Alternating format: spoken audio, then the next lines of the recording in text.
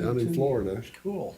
right out of nowhere like that. So you were on a big base in And that's West? No, the one that, Oh, okay, yeah, the that's one fine. that Yeah, I understand. starts with a P. It's the big base out there, kind of up in the Panhandle, right there by Alabama and those places. We rode over there and toured that base and stuff like that. You were by Orlando. good. Up in there. I guess, yeah. We didn't go to Orlando, but I wish we would have done. Kathy would have. This Lyle? That Lyle, I think.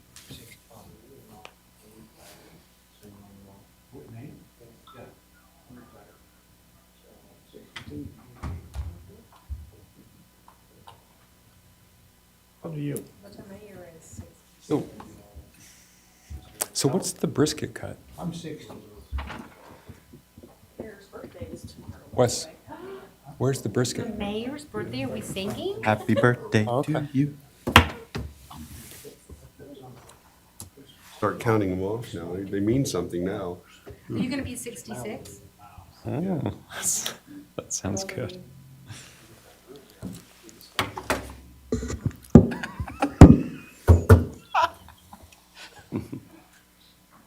That would be a, That would be that'd bring it all the way interesting. to the Channel 5 News, I'll bet you. Well, that's what we need. No, we don't. So are we supposed to turn our mics on? I guess we're all here. Let's go ahead and get started. Okay. Why don't we go ahead and get going here? We've Brett and we've been talking a lot about this branding and doing something about that. Let's talk about that a little bit. We got some other things, and then I guess we want to go into a closed session for just a little while. Yeah, after we do, preferably after we do the discussion on the water projects and ARPA funds. Okay, all right. Sounds good. I guess we can turn it, yeah. Yeah, it's a little loud.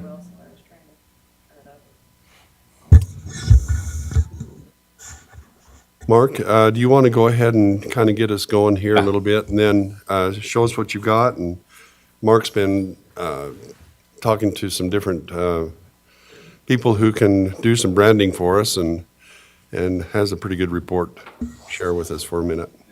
And then Brett, do you want to, we can talk a little bit about the pillars and all that kind of thing too. I'll just give you an update on kind of what I've done over the last couple of weeks. I talked to a company out of Springville and Salt Lake. I think they have a couple offices, but it's Red Core Branding Services. And they've done 5 or 6 different cities.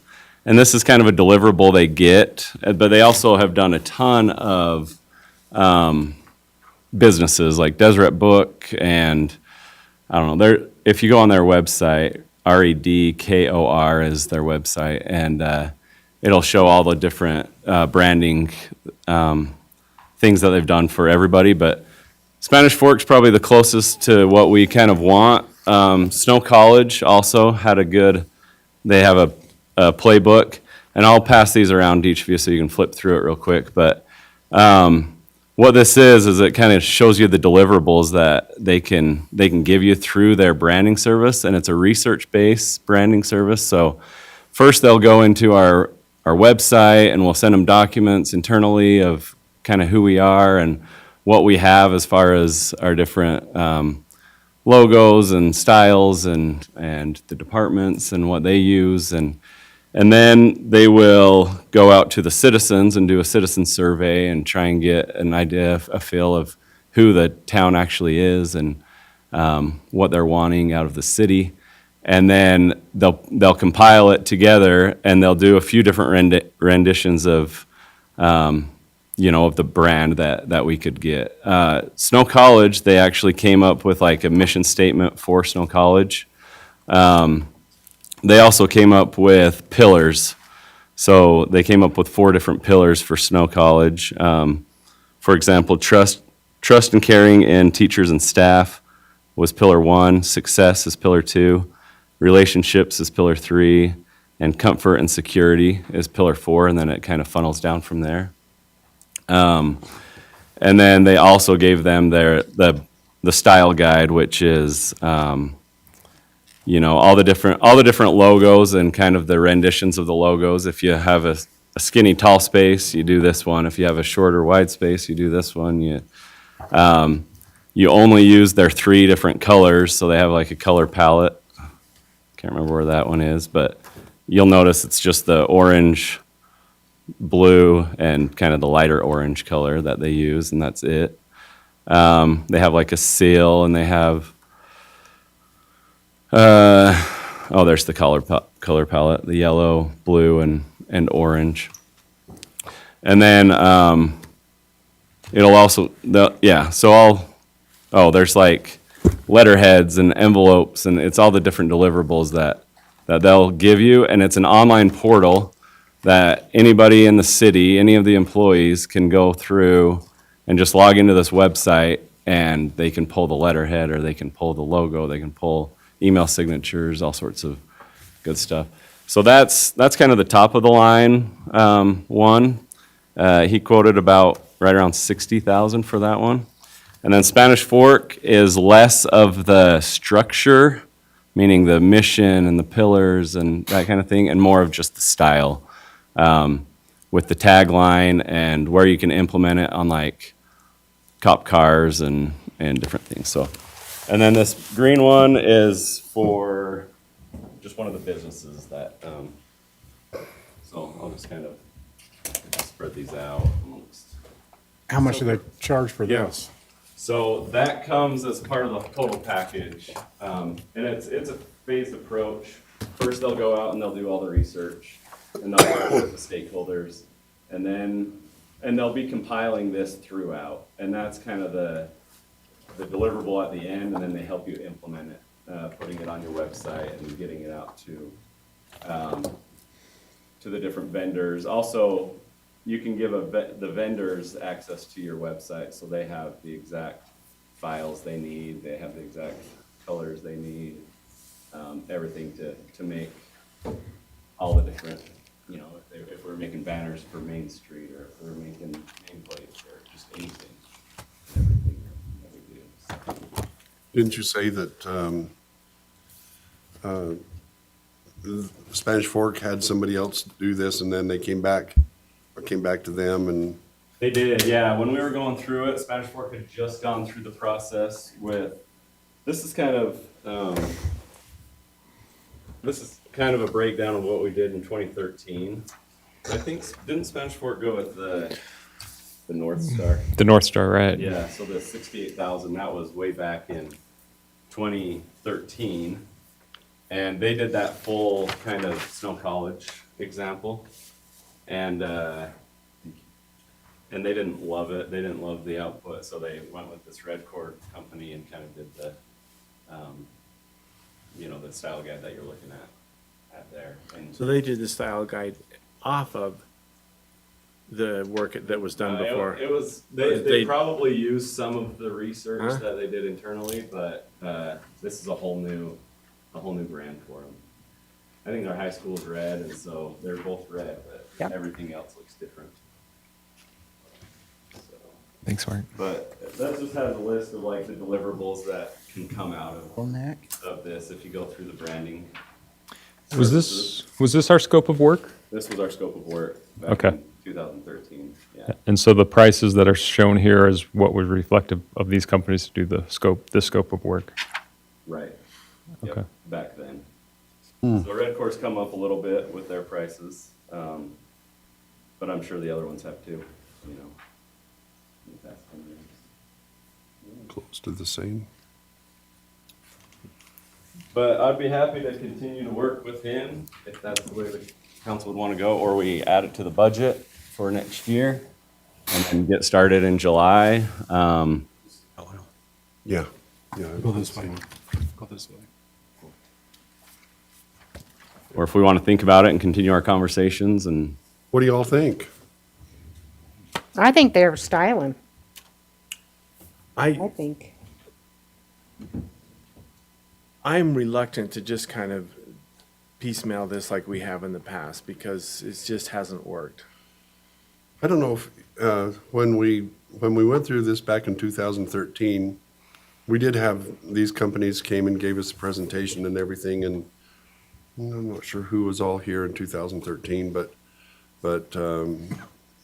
they just weren't willing to go that far with, expense. What we put together, I think was pretty good, but it wasn't because we didn't try to do this. It was just because, part of the council wasn't in favor of it. So in the past, we've had one study done, I don't know what year it was, it's like 2005. They did a whole layout for Tremont City. I forgot the name of the study. Was it the SDAT project? Yeah, we keep referring to it. And then we had another group come in, and we paid them to look at downtown Main Street and that type of stuff. That one was done since I've been here in the last 5 years or so. And we've spent money on those and haven't utilized them. So I think those have some implementation ideas, and I feel like we do go back to those quite often.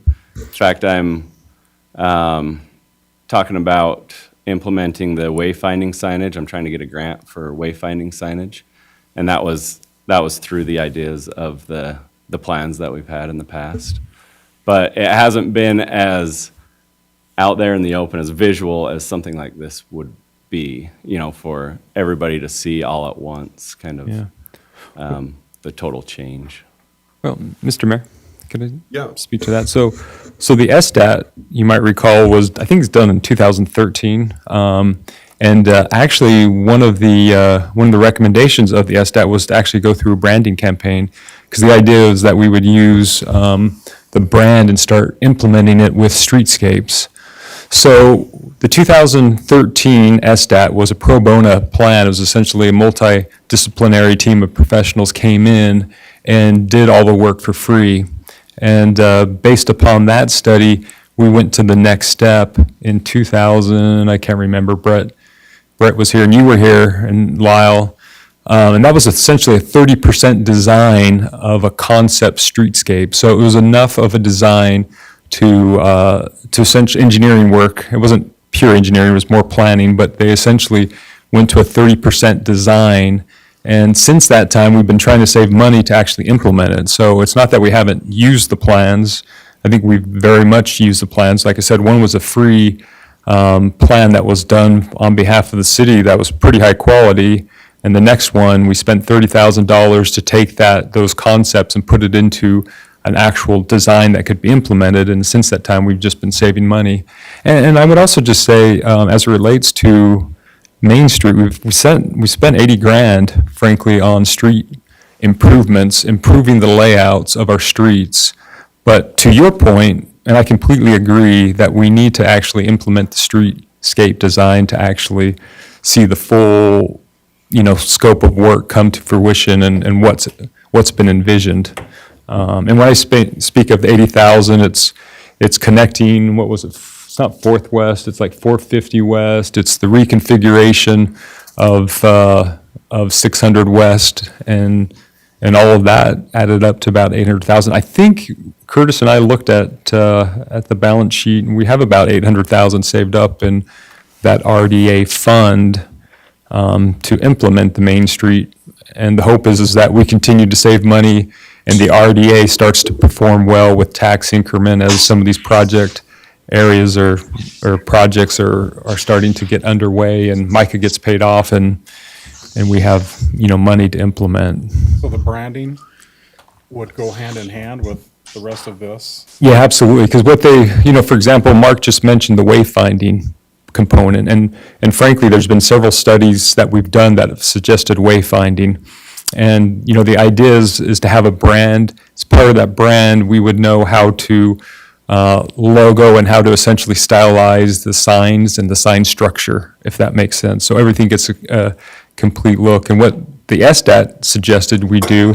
That's why they said we should do branding earlier so that we get the brand, and as we start to make incremental progress and improvements, we actually use that brand as part of the signature that we would emboss or, include in some of these streetscape improvements, whether they be banners, the wayfinding signage.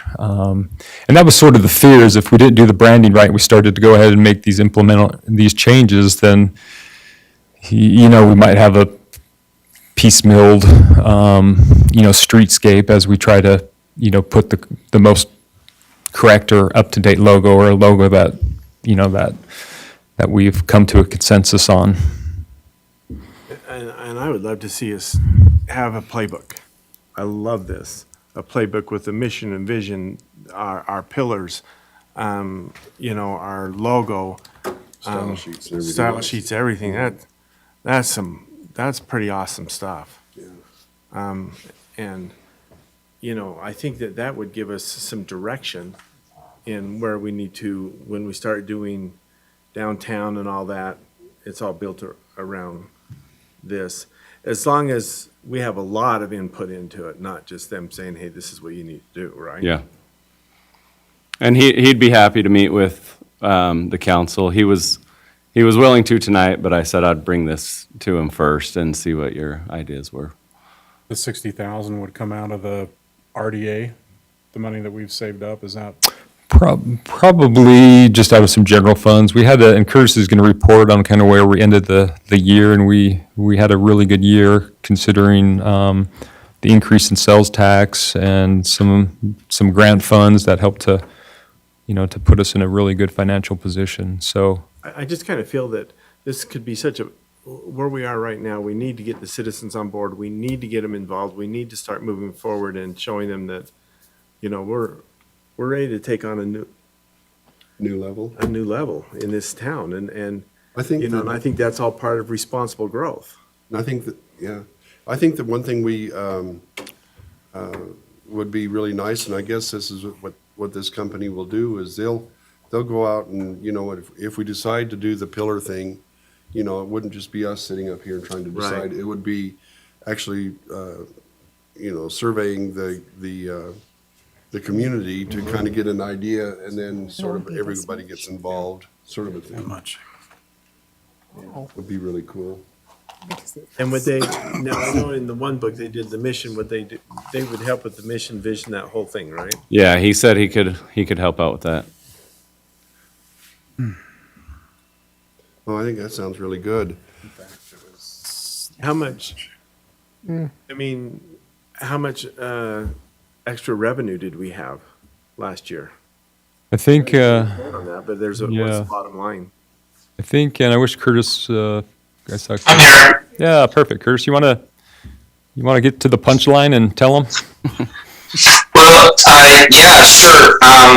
When it comes to the general fund, we'll have the draft financial statements for you, or you should have received them in a packet. But the general fund has the fund balance consistent with what the council gave direction as, which means we carried over 24%. We haven't really budgeted to use that fund balance in the current year's budget. And so, there's easily $60,000 to $100,000 that could be used for this type of project. It's sitting in the general fund savings. I was just double checking, making sure that I was not misspeaking.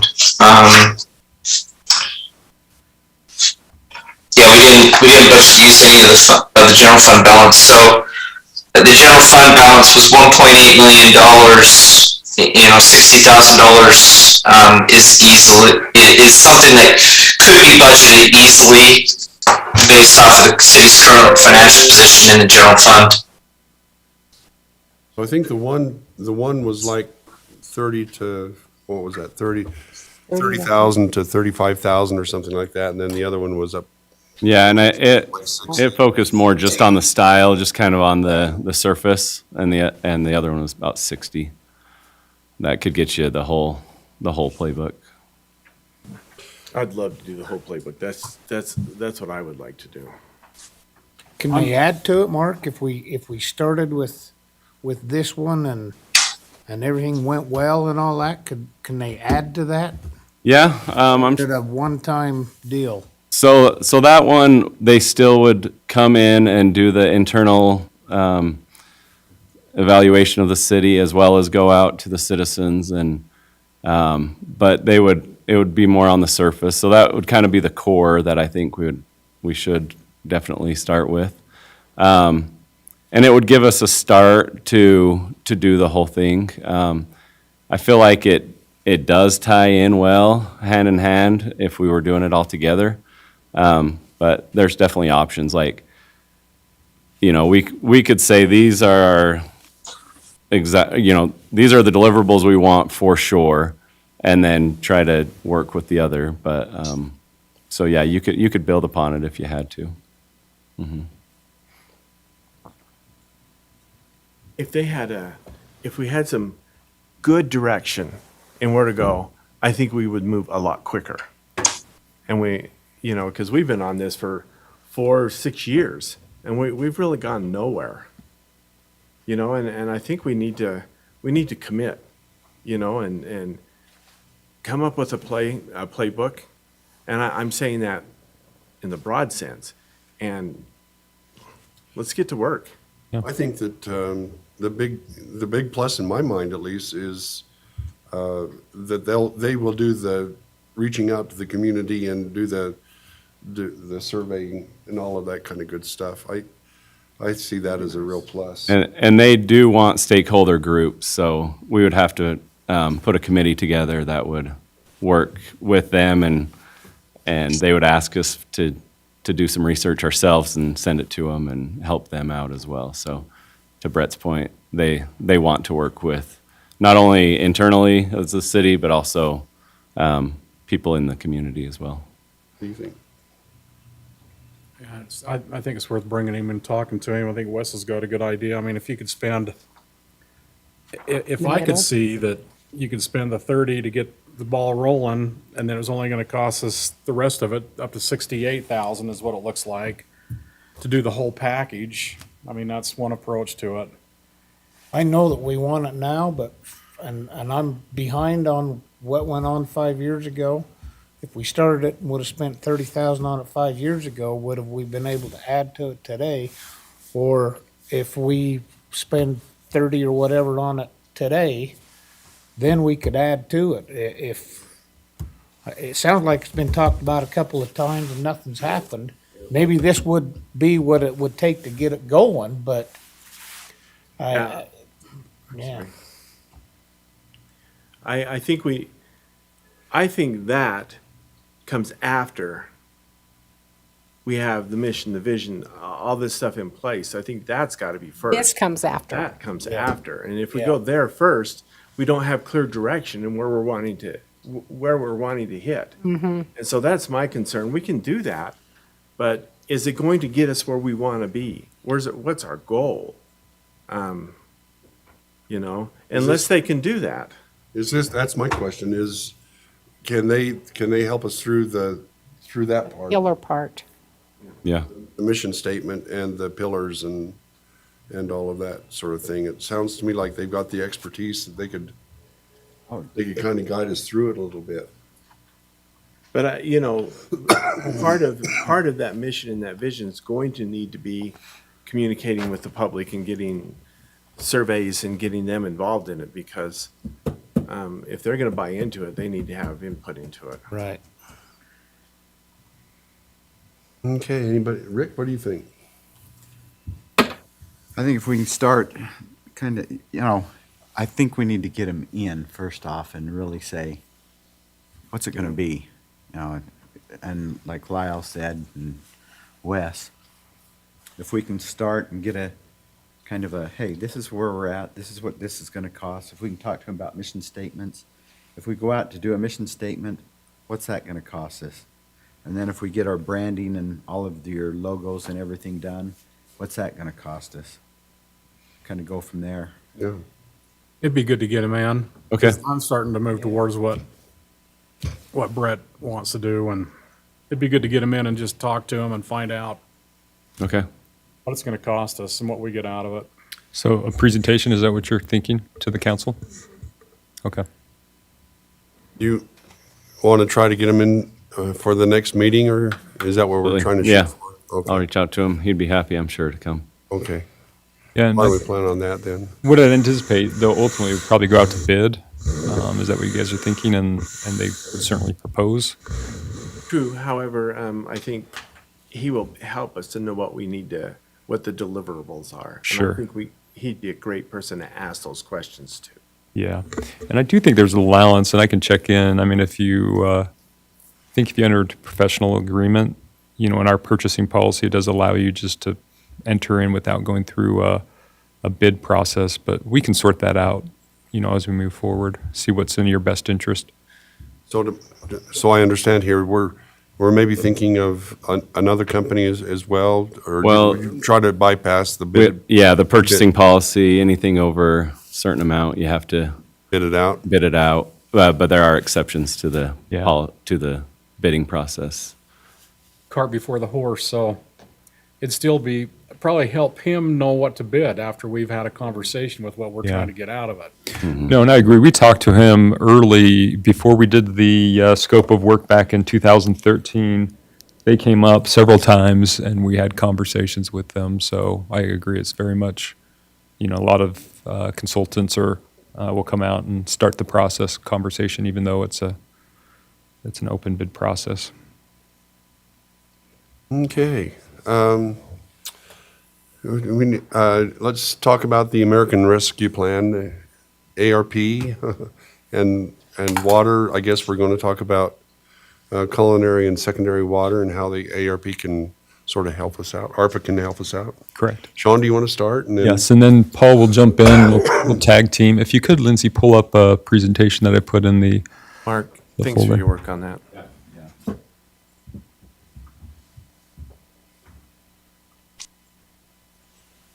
So this is the American Rescue Plan Act that was approved by the federal government. I forget the year. I think it was back in 2021, if I remember right.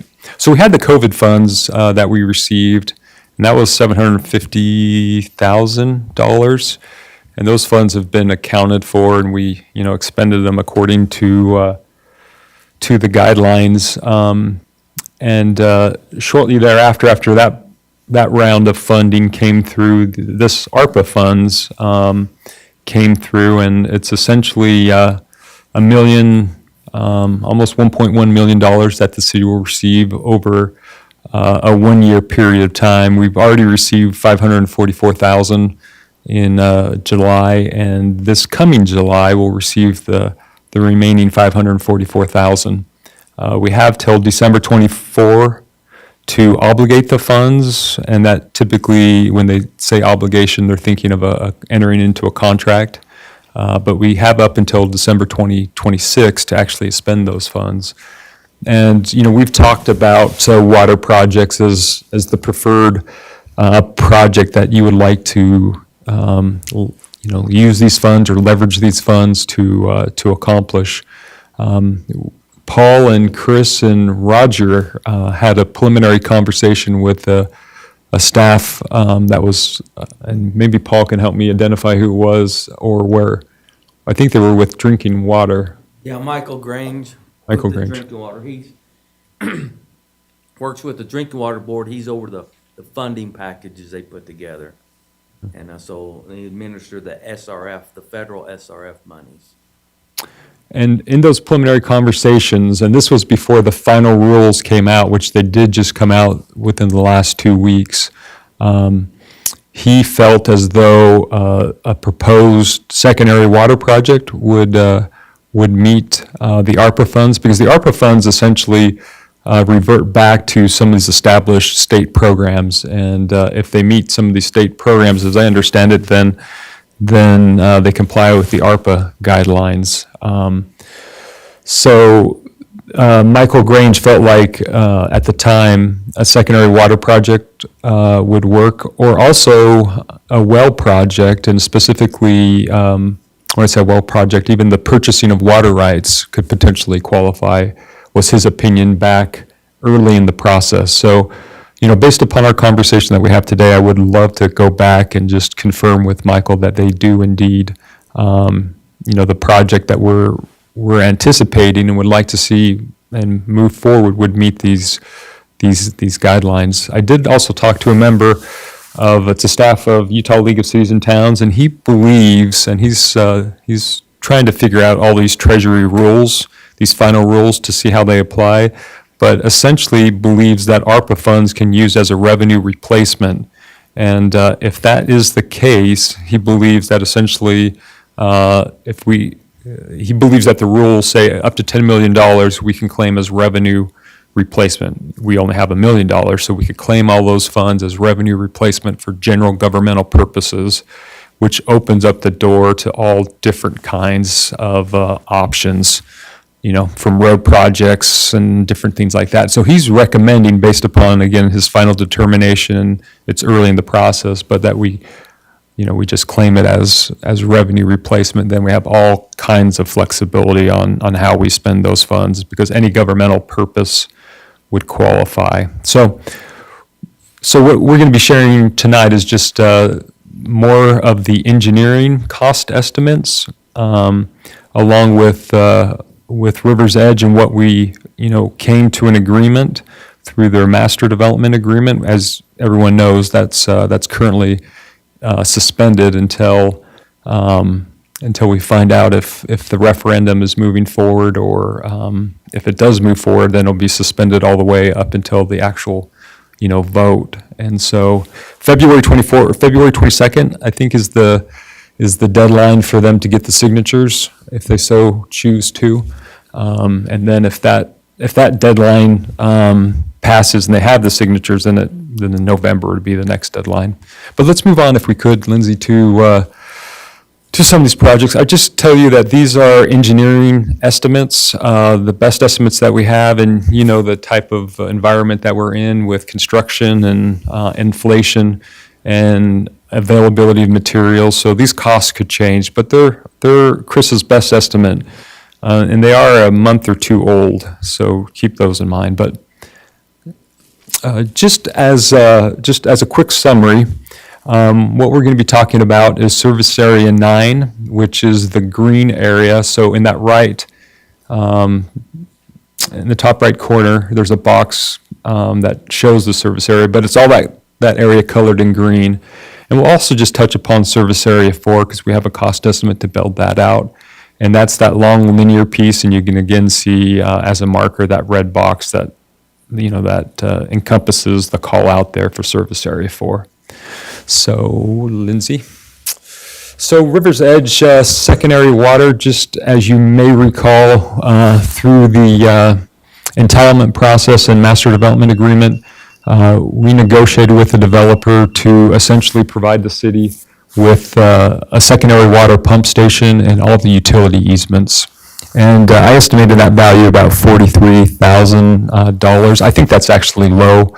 And I say that because I valued the utility easements at a third of the fee simple title. That is a third of the cost to actually purchase the land.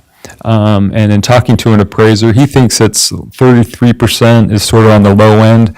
He thinks 50% is a better number, and upwards of 75% is also reasonable depending upon the circumstances. But nonetheless, there's $43,000-ish that the developer's dedicating to us.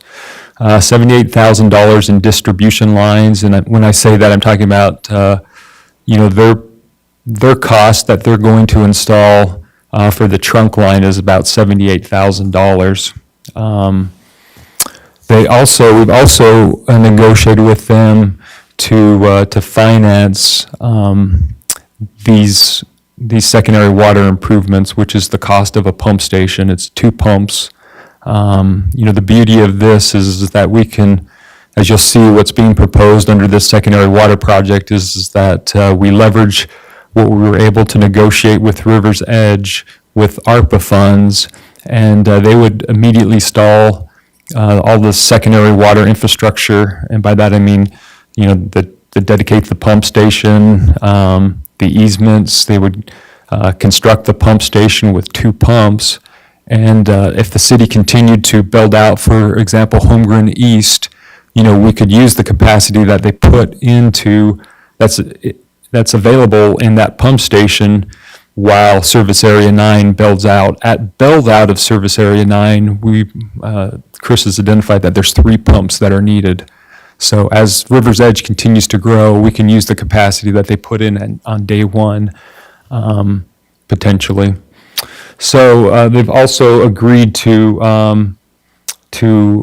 upsize the secondary water distribution lines, for the complete build out of Service Area 9, which these are all great negotiated points because it puts all the risk on the developer to finance improvements that we don't essentially have to finance, but we'll pay them back through impact fees, and that's what's expected in our ordinance. That's what's expected in the state code.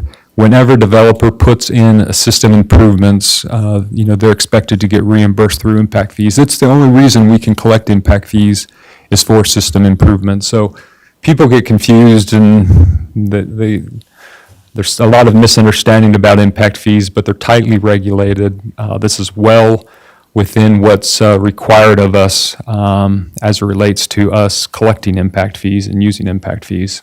Sean, so if River's Edge was not able to do this and the city needed to fund this, then we would use like general funds and then reimburse ourselves back with the impact fees? Is that how that would work? Probably water funds, but we could, like for example, we could use. Some fund? Yes, Okay. exactly. And the reason why I said, I went in and spent a little time talking about those, that pump station and easement value is because I think it would be higher than that.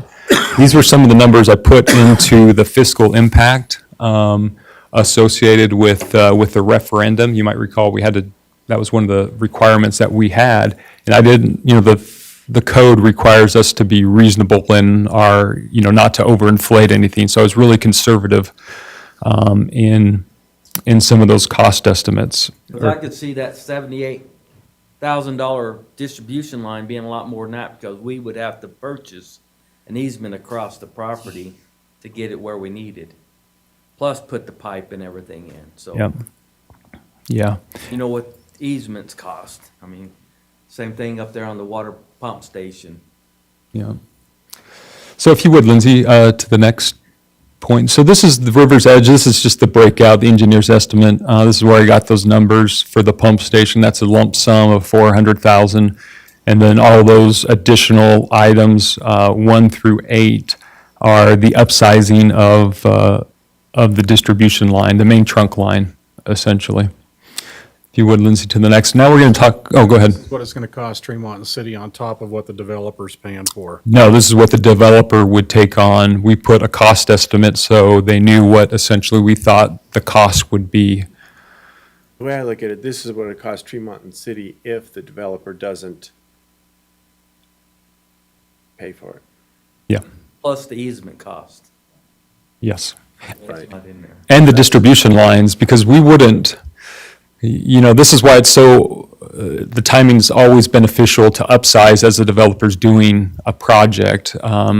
So by the same token, we have the upsize, which is the incremental difference that we need in order to increase the system to service outside their area, but we're not going to install a distribution line without installing a size to service the area that it's passing through, if that makes sense. And so that's what is the $78,000 is essentially. So we would, it would be so much more expensive, and the city would bear so much more risk in if the referendum was successful and ordinance, I think it was 2112 was repealed. So anyways, go on if you would, Lindsay, to Service Area 9. So that was, what we've talked about so far is essentially to build out the system to a point where we can we can build out these existing subdivisions. And I didn't really say that before, but so I'm just going to touch upon this. As you probably know, the pump station for Service Area 9 is located on the far east side, adjacent, what's that? Oh, no, it's Yeah, the canal over there. Yes, exactly. So that's why we're talking about that there's a lot of distance that's needed to extend the infrastructure to a point where we can start connecting these existing subdivision. But here's Holmgren East. To build that development out, it would be $656,000. And it is 96 ERUs. And as you know, it would be essentially, we would, if we were able to connect those 96 ERUs to secondary water source, then it'd be 192 ERUs. And I'll have a tabulation table at the very end. So if you would, Lindsay, we'll just move through this a little quicker. But if you would go back to Friedel Heights, you can see Friedel Heights estimate is 447,058 ERUs, 116 ERUs with secondary water. Garfield Estates, Service Area 9, you have $540,000 in expense for the distribution, and you have 49 ERUs and 98 if those ERUs were connected to secondary water. So the total cost for building out Service Area 9 that the city would come out of pocket, this is of course an estimate, but all those distribution line projects totaled for Holmgren East, Friedel Heights, and Garfield would be $1.6 million. Would have $60,000 expense at some point for the third pump that would be installed in that pump site that River's Edge would construct. And the ARPA funds there would be 1.89 or $1,089,000. We also do have some impact fees, and Curtis can talk to those. And also, there's always, I shouldn't say always, but there is a little bit of funds that could be appropriated from reserves within the water fund to help as well.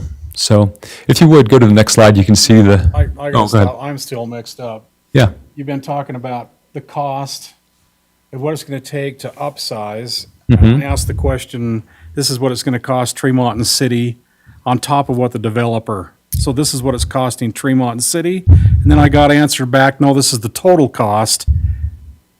So. I'm sorry. This 1.7 million that you've got here is the cost in and above the developer's cost. Correct. That's exactly Okay, right. I got it right This is the without first time, man. This is without the upsizing. No upside. That includes that upsizing? No, This is in addition to what, Well, that's what I thought. Yeah, Yeah. right. These are just those three Mm-hmm. subdivisions. Yeah. Yeah. Yeah, subdivisions. no, that's making sense to me, because it didn't make sense the way, okay. Yeah, I'm sorry about the confusion. The only thing I would say, and I hope I don't confuse this more, is, the developer is going to spend, I think it was close to $722,000 for all the improvements that we saw on that first slide. They would get reimbursed impact fees up to, I think it was like 600. I can't remember the exact number, but there would be impact fees that would eventually pay them back. That would be, city funds. But they have to front the money, Correct. and then they get reimbursed after, which is probably the most perfect way of handling those kind of fees and that type of stuff. But Yeah. I understand now Okay. with you. Yep. Okay, so if you would, here's the tabulation table. You can see for all these projects, this would be the city's $1.6 million that's estimated, 203 ERUs. That would be freed up, but if we use those ERUs and connect homes with secondary, you can see it jumps to that 406 ERU count, and you can see the gallons per day and gallons per minute. So, What does that translate into as far as water shares? Paul? Well, see how I want to do this. I mean, that 305,000 gallons per day is actually one share of water. So you've kind of figure that into how many days of the year we're going to irrigate with that. So, that I had to go back to my other table, so I can get you one by the end of the day. The true answer. Yeah. But, we're talking 211 gallons a minute, which is, right now we can pump 3,500 gallons per minute at all of our pump stations at full max. So, that's eighth of a pump station, it's quite a bit. So it's total of 203 RUs are basically homes within those 3 subdivisions that we would take off.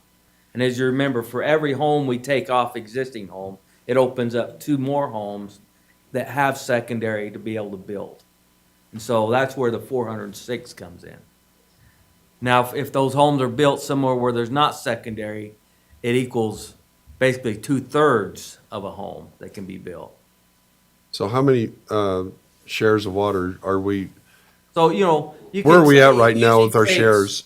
per home, it takes about a eighth of a share per home. By the time you take out all the hardscape and everything. So, I guess my question is, how many shares of water do we have in the bank right now? in the bank, we have left over, and the reason why is because of not having our equalization basin. Because now what the canal company makes us do is every pump site, we have to amount enough shares to cover peak day production if that pump was to run at 100% all the time. So we've taken larger lumps. Where when we have our equalization basin, then that takes that demand off, and so it's more of a flat.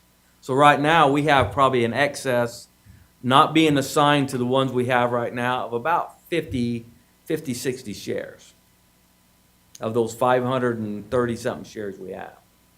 But as soon as we put that basin in, that changes everything.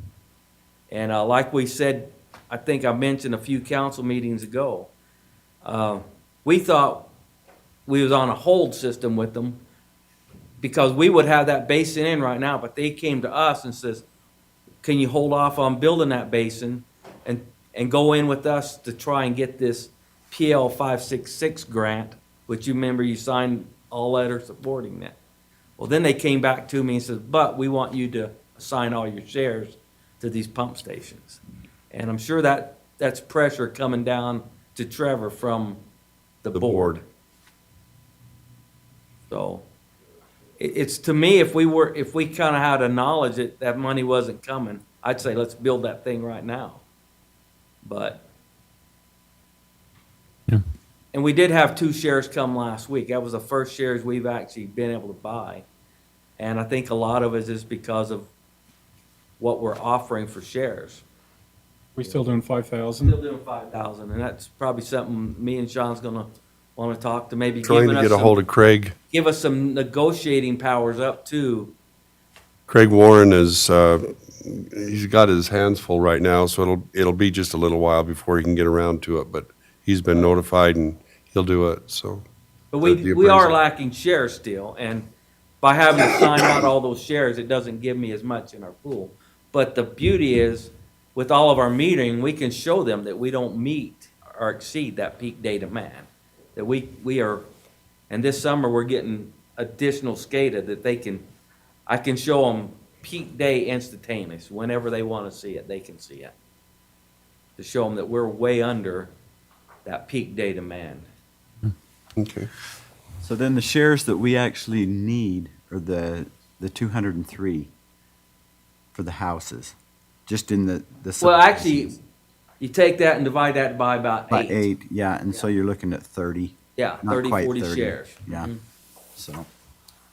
But those are the ones that we definitely need if we're gonna do those subdivisions. Okay. And we have those right now. But as we expand out and more people come on in 5 and stuff, that starts dwindling down.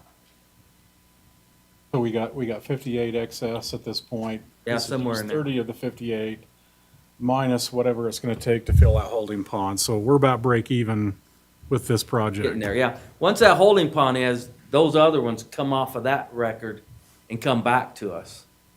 Because that holding pond, that will equalize when we're pulling more water out of the canal it goes into the canal, so they don't see a drop in the canal. And as developers come in, they're adding more shares to us too, so we're gaining shares, but now we're probably gaining more through development than we are from people selling the shares. So if you would, Lindsay, go to the next slide, and this is just for your information as we think about future projects. Service Area 4, that long, thin piece from Rocket Road up to Main Street is $2 million. That's 295 ERUs that would free up, assuming that everyone would connect. And we do, as you know, we wonder how many people would connect, or I guess that's the area of town that might not be heavy users. Yeah, there are lower users in their lawn landscape in some of that area of town. Smaller homes, older homes, Rentals and, some of them are rentals. I mean, they'd all pay that monthly fee, but they might not pay much on the usage.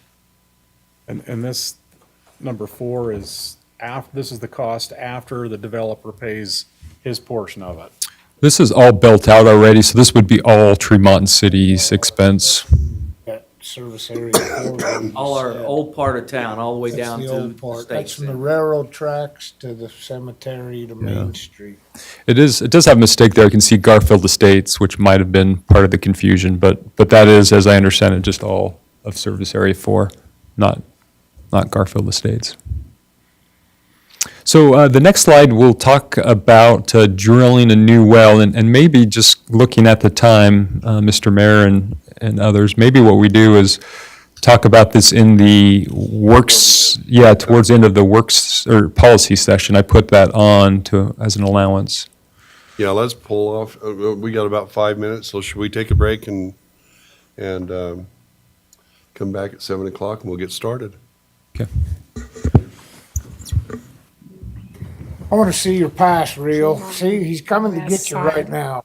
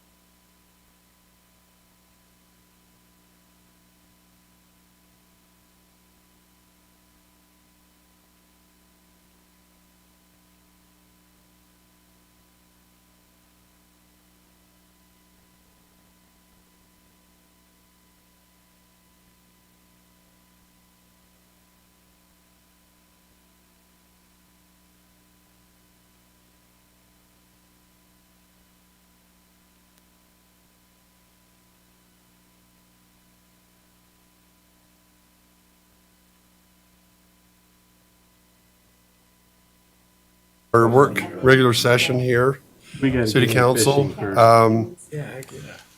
Let's see, I wondered if, in our opening ceremony, we have Rick offer us the prayer, and then Brett will give us a pledge. We've got Sean Warnke, Mark is here, yeah, Mark Christensen, Lindsay Nessen, Paul Fulgham, Chad Heyman, and I understand that you've been promoted to sergeant. Good deal. Congratulations. Shari's was here a little while ago, and let's see, Robert was here, he's gone. Mike Kidman, there you are. So welcome you here tonight. All right. Let's go ahead and have you give us an opening ceremony, will you? Sure. Our Father in heaven, we're indeed grateful for the opportunity we have to meet here as the City Council. We're grateful for the opportunity we have of serving Thee and those in our community. Wilt Thou be with us? Bless us with Thy Spirit, that we may discuss the things that are pertinent to the city, might feel of Thy direction and know which way we should go, and help and be with us and bless us in all that we do.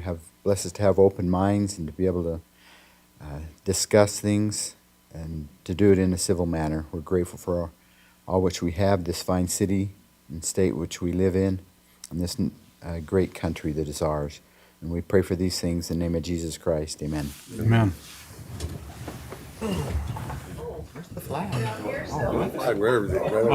I like it down there better. I think I like it better there Yeah. better too. Repeat the Pledge of Allegiance. I pledge Pledge allegiance to the flag of the United States of America and to the republic for which it stands, one nation, under God, indivisible, with liberty and justice for all. Okay. We've introduced the guests, and at this point, we need to, are there any conflicts of interest we need to declare? We're good to go? Okay, I'll entertain a motion on the agenda. I'll make a motion, we approve the, May I? yeah, sure. My name's spelled wrong. So, I mean, I'm going on 9 years now, and we might as well get it on there right, so. What are we looking at, Brett? Oh, yeah, sure enough, not roads, roadie. Yeah, just, Yeah, if you, and I've noticed that on some of the minutes and everything as well, and so, ROHDE. thank you. There you go. Sorry, go ahead, Lyle. I learned that lesson a long time ago. We make a motion to approve the agenda and correct Brett's name. I'll second it. All right. It's been moved and seconded that we approve the minutes. All in favor? Or Aye. approve the agenda? All in favor? Aye. Okay, approval of the minutes for January 4th, 2022. I make motion, we approve the minutes from that meeting. Okay, it's been moved by I'll second that. Wes and seconded by Connie. I guess it's the first and the second, is what I understand. It's the way it's actually supposed to be said. It's the first motion and the second motion. So we might change that. Okay, all in favor? Aye. Any opposed?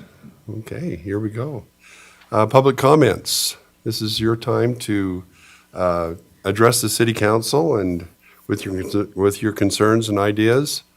And we limit those comments to 3 minutes. We will have some back and forth discussion. So if we have questions or you have questions of us, we'll try to answer them. If we can't answer them within, if we can't answer them, we'll get back to you within about 3 days, 2 or 3 days with an answer. Be sure, as we're going around and signing the sign-in sheet, be sure to add your email address. We would really appreciate that if you could do that. Okay, the time's yours. Any public comments? Going? Do you want, Bruce, did you want to talk? No, he's part of that. You're part of the agenda. He's on the agenda. Yeah. Okay. Still haven't learned after the time being here a few times. Unless you want to go talk about something. So I- We're excited, we're so excited to hear what you got to say that we can hardly stand it. We want to hear it twice. Connie? Congratulations, you guys, if you know the news and everything, I wanted to say that, so. And, it's our 50-year class reunion, Rio's and mine, so. 1972, I remember. Yeah. Wow. Yep, you guys. We had to be careful crossing the street because as you drugged along the. That's because the show Bullet was out at the time, so, you know. Yeah, us sophomores had to be really careful of what. That was a long time ago. Oh, I remember. Years. I remember. You were in fourth grade? Fourth grade Oh, in shoot. 72. Well, All right. What Yeah, I do every other year, I go to the drag night, either Tremont or Preston, Idaho. But where our reunion falls on this year, 50 year, I'm gonna have a conjunction with it. That's okay. yeah. We'll give you some time here in just a little That's all bit. you needed for right now then. Okay, yeah, so, did you have a comment you wanted to make?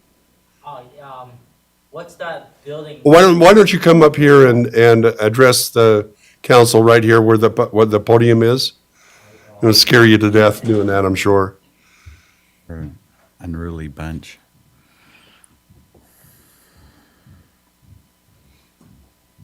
And you give us your name and then, What's the building being made next to the Family Dollar? next to Family Dollar. What's your name? My name is Titus Last name? Prisbila.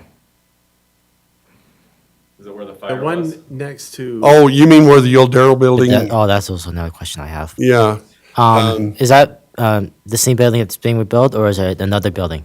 yeah, they're going to come back. In fact, I think they want to rename it that. Same, they're going to try to restore it. I heard it burned down because of electrical fire Yeah, or a problem. last summer. Oh, okay. Yeah, that's pretty much it. Yeah, that's what what I've heard is they're going to come back with something very similar to the original building. Oh, okay. Cool. Yeah, that's it. Thank you. Any other comments? All right, let's go ahead and we'll move into the new business here. Discussion and consideration of accepting the 2021 audited financial statements. I think this is you, Curtis. Yep, I'm here. So typically the way that we've done this is we've let Mike or a representative from Jones Simpkins come through and say what they've done, and then I'll come through and kind of emphasize where our financial position ended and talk about maybe some of the upcoming opportunities that we have. Okay. All right, Mike, do you want to? And I will say, I do apologize for not being in person.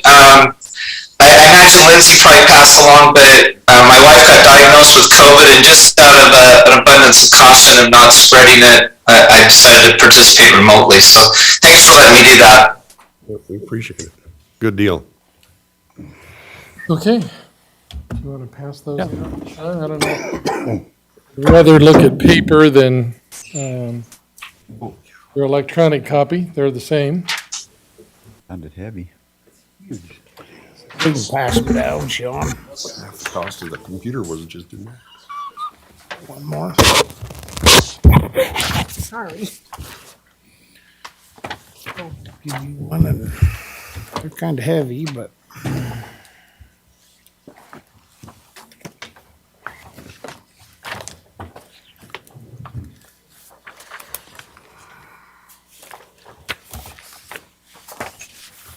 I went through this on the notes. Good reading, isn't it? Very impressive. Yeah. Okay. As Curtis mentioned, I'm just going to mainly take a look at the reports that are in here, and then, Curtis can do the numbers, and if we have comments, we can talk about it. So the audit process is almost done in terms of where we're at. This is a draft, so I haven't signed it yet. I wanted everybody to have a chance to look at it.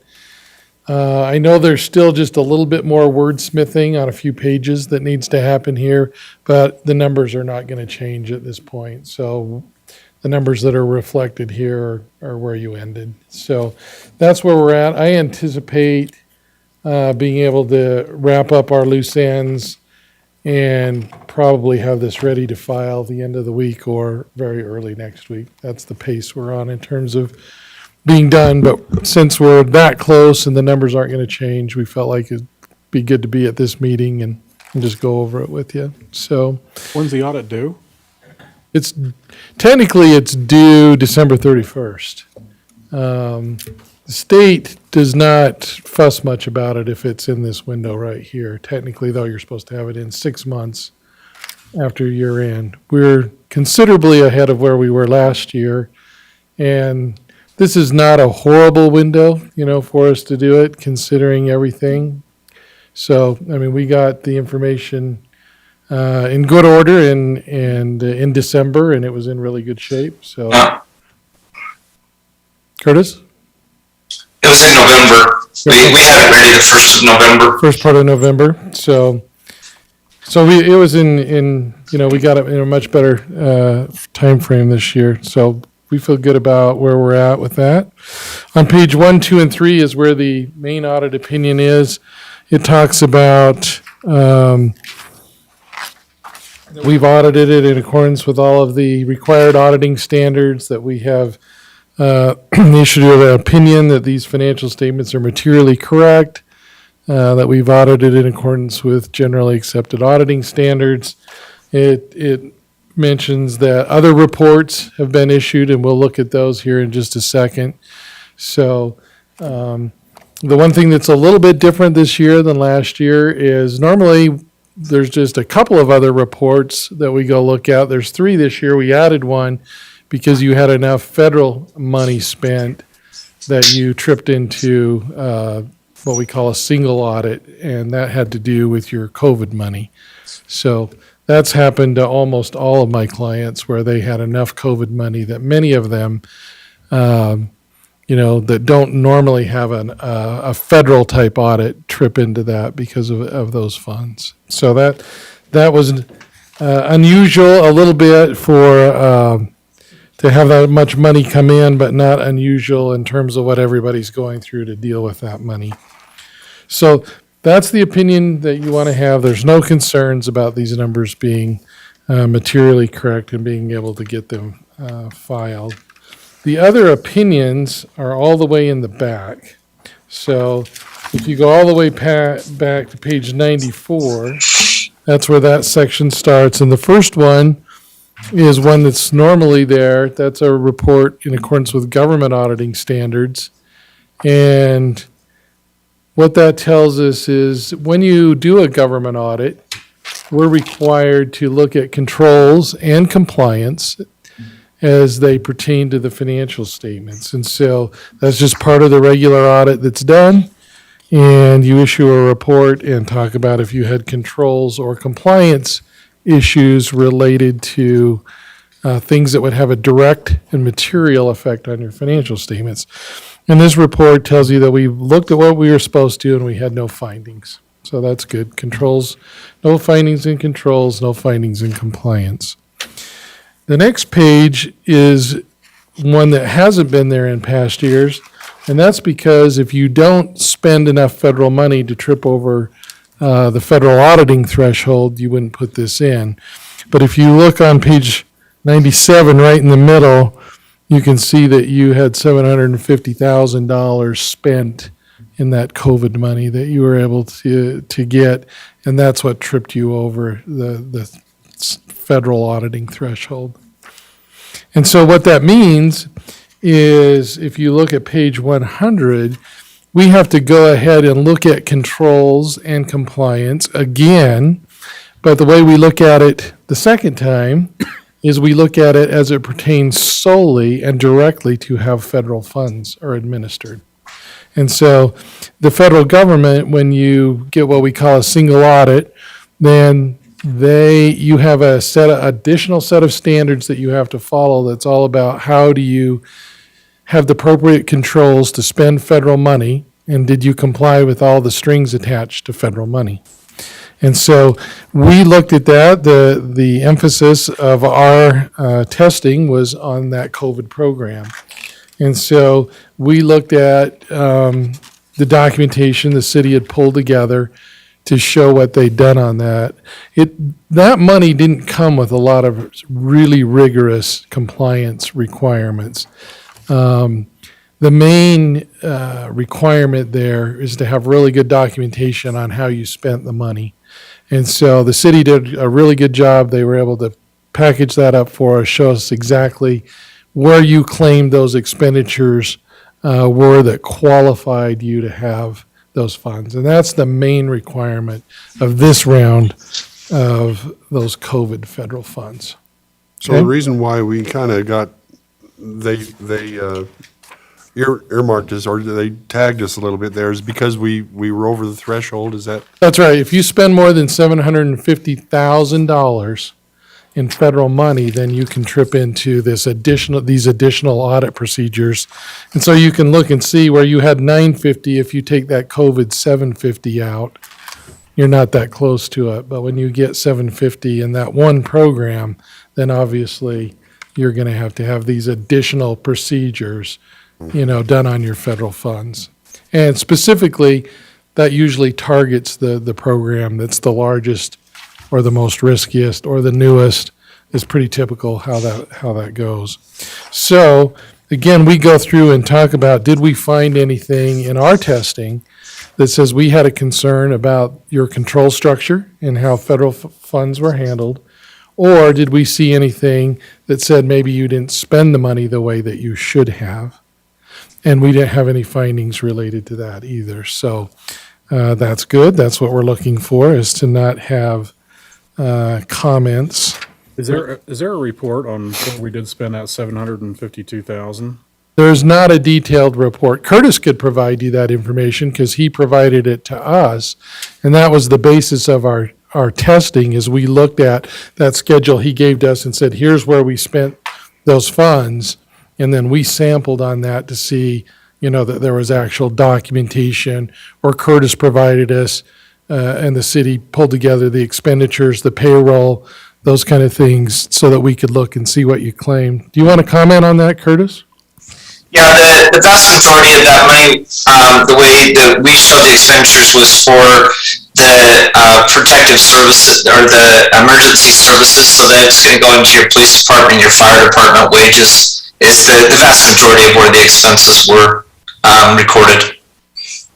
And so by how that grant was structured, or how those funds were structured, you could take certain categories of expenses and say, these qualified according to the definitions, and that's where we spent the money. So just one more question. So this was another grant different from what we just got through talking about, ARP? Yes. Yeah, the ARPA money has different requirements, and it is more restrictive to a certain extent. But as Sean has well explained, water projects is one of the ones that is allowable under this set of funding.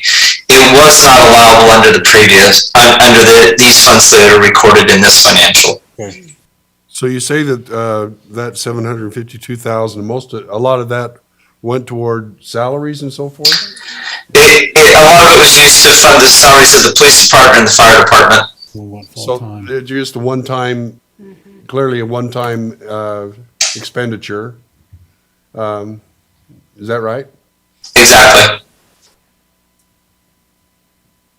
So, yeah, the second round of money has been more restrictive, although I don't know whether you've seen it yet, but last week they amended their final rule, and if you're going to receive less than $10 million, they significantly reduced the restrictions for that money. So I don't know if you've seen that yet. Curtis is brand new last week, but you can use it for a lot of the same purposes that the first round was done, which is very different than it was 2 weeks ago. So that, yeah, those things, keep changing. And again, I think, you know, the key for most of this is to have, one, you got to spend it in the right categories. But for us, what we're really tasked with looking at in many ways is, does your documentation support, you know, using it for an allowable and eligible purpose? And so, you know, that's an area where I don't have a lot of concerns. Curtis is very knowledgeable about federal funds, and the city has never had a problem in those areas. So, but we still have to check it. You trip over the threshold, you get the additional procedures. That's how it works. Okay, and then so there's sort of a summary there on page 103 where you kind of just go through and list out, you know, what types of reports and whether you found anything and which program was your emphasis. All of that is what you see on 103. And findings would be on 104, and there's not any there. And so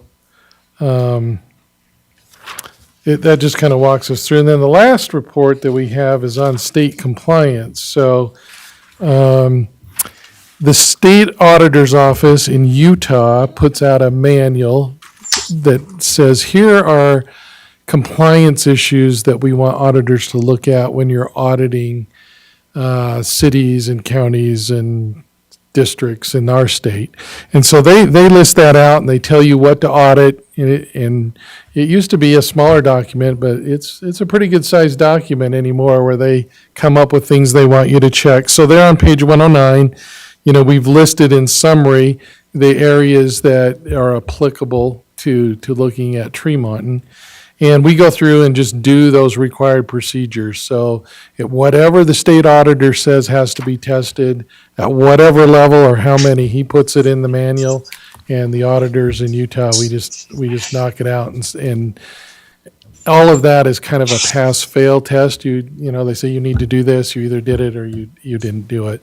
A lot of it is not that hard to repent if you made a little mistake. I mean, there's no usually heads rolling over state compliance issues, but we do check all of those things.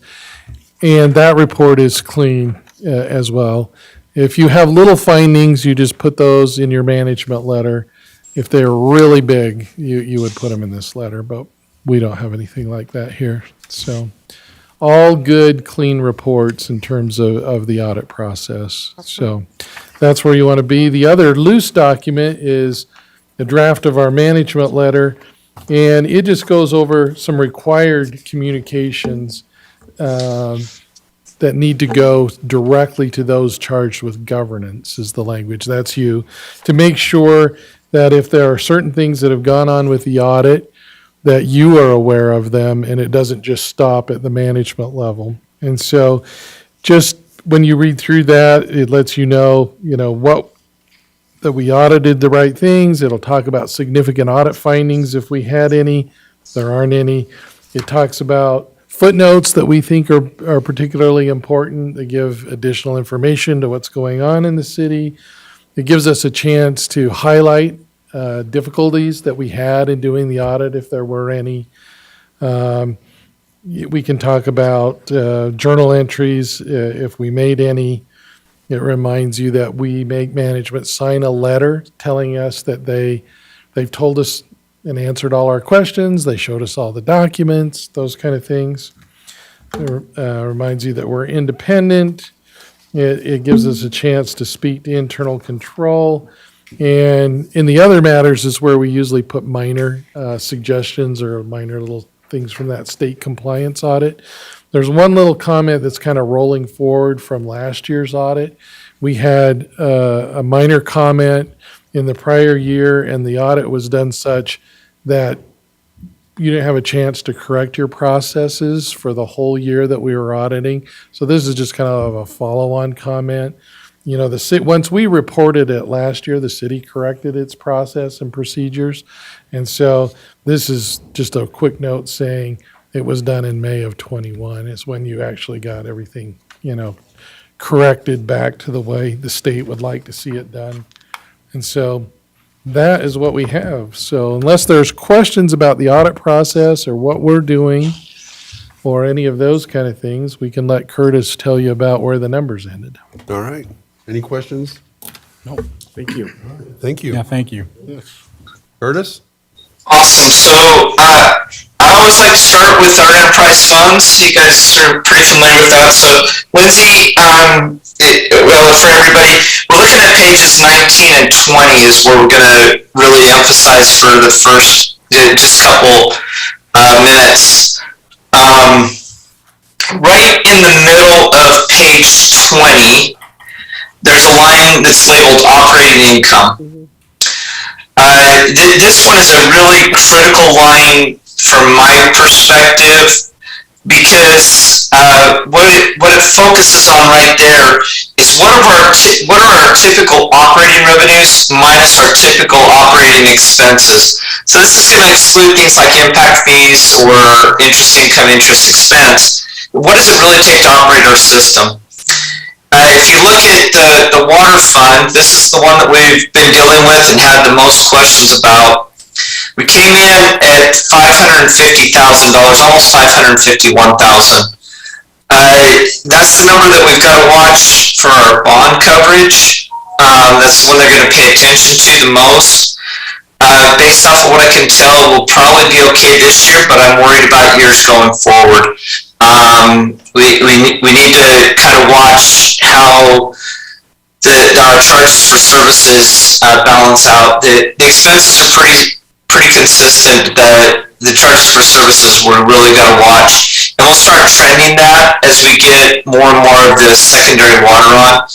But just a first pass, we're probably just a titch low, and we'll probably be following up with some more messages there. The treatment plant, you'll see its operating income is about $881,000. That one actually functioned really well for the year. That's healthy. That helps us continue to pay for the improvements that seem to be continuous in nature as they come from the regulatory environment. So we're set pretty well for the treatment plant. Storm drain, this has been trending down a little bit. We're going to have to monitor this fund. It's only came in at about $50,000 worth of operating income. That gives a return on assets about 2.5%. A little bit on the low side, just something that we're going to have to watch. No super concerns yet. And then the last column, it says non-major. That's a technical definition. That's where our sewer collection system is. And that operating income is right where we'd like it to be consistent, that allows it to fund its needed repairs and improvements. So overall, the message is our funds are healthy. If you go back to page 19, I'm just going to touch right there, Lindsay, on where it says restricted in the net position. It's right near the bottom. It's that middle line yep, perfect, about just shy of $850,000. What you're looking there is our impact fees that we've collected that are available to be spent on future capital projects. I know Sean mentioned this briefly. Now this once again is at June 30th. We'll be updating that number as the year goes through. We're about halfway through the year. But we do have money in there that is eligible to be spent for projects that relate to the water fund. If you continue on over that line, you'll see about $176,000 for our sewer collection system. This will be for like line upsizing, typical projects like that. And so be working with Paul on a plan for what we can do with that money in the upcoming years. Curtis? Yeah. Let me just interrupt because we do have a plan, and we're about, I think, to go out to bid here for a sewer collection project on the east side of Main Street. So, okay. So those funds are going to be encumbered here shortly. Perfect. So those are the types of things we just coordinate back and forth, make sure that we've got it kind of lined up.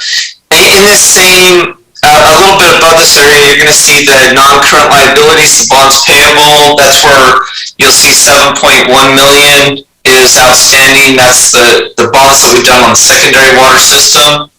That's the long-term portion. The current portion is just a little ways up with that for 450. So we've got all the bond payables recorded against this. The city's still in a healthy financial position. And the balance sheet here reflects that. I'm going to pause just for a second and see if anybody has questions about the status of our enterprise funds or any questions.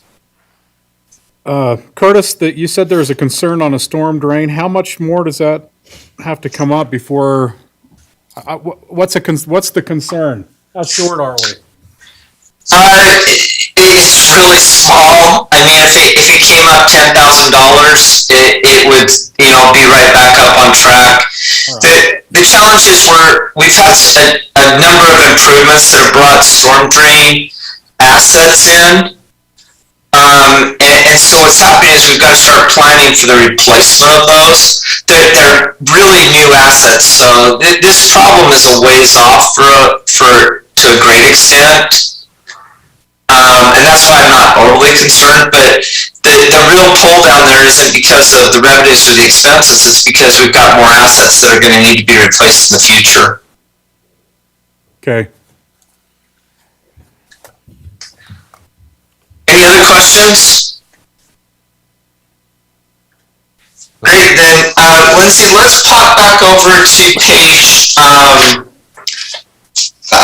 actually, let's go way down. Let's go down to page 80. I'm going to take you clear to the back of the report. This is where more of the fun stuff is. And I apologize, I had put this in landscape. You guys can turn your books. Anybody viewing otherwise is going to have a little bit of a challenge. I apologize for that. Right here, this is kind of a snapshot at the June 30th. There's been a little bit of change, but not much since then. But if you look at that RDA 3, that's right smack dab in the middle, you're going to see it's got pooled cash of about $1,030,000, just over $1 million.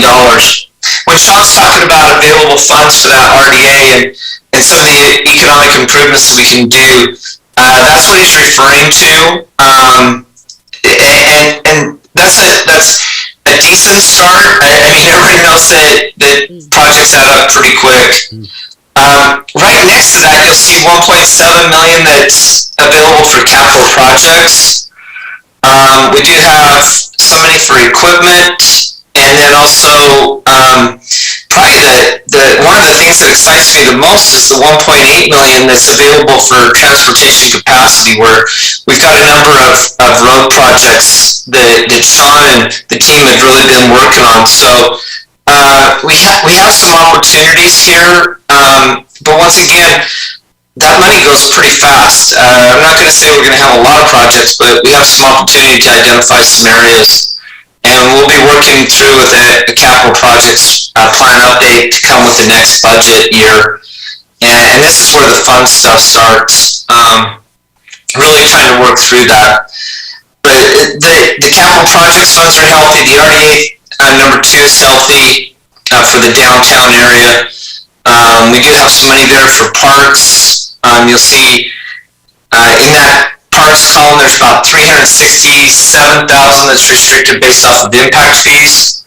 And I know there's a number of opportunities that Mark and Sean have been talking about. We're going to be pulling together a plan for those. And Lindsay, I know you're going to hate me, but I want to go all the way back to page 15, and we'll just finish up all of the what we call governmental funds, and talk about that general fund position just real fast.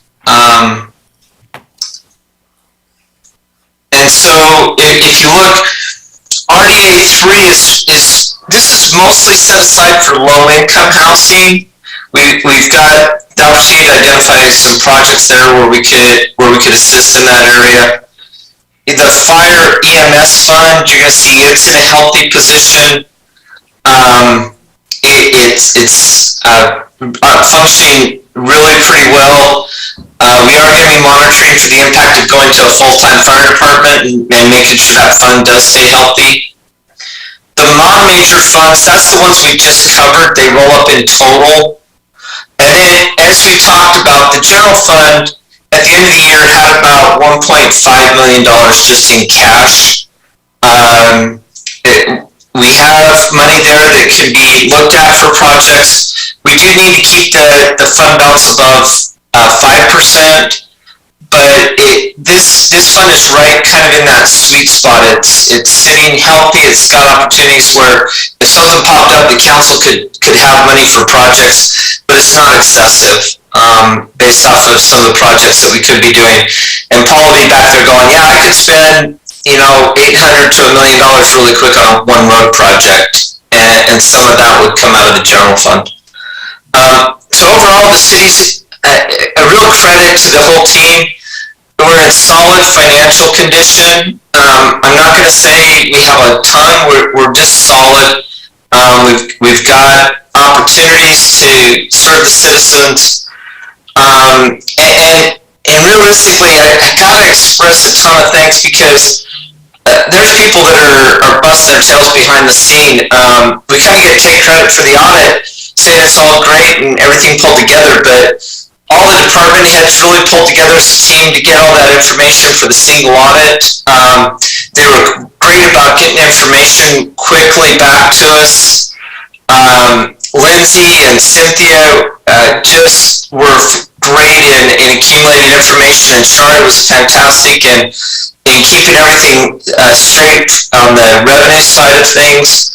Of course, Sean and Mark, they're just constant. They do a great job, and it's really kudos to the whole team here that's making this all possible. So I just want to make sure they know how much they're appreciated and how great of a job they're doing. And thanks to the city council, the wise budgeting, it's put us in this condition. So with that, I'll just ask if there's any questions. Anybody have any questions for Curtis? Thank you.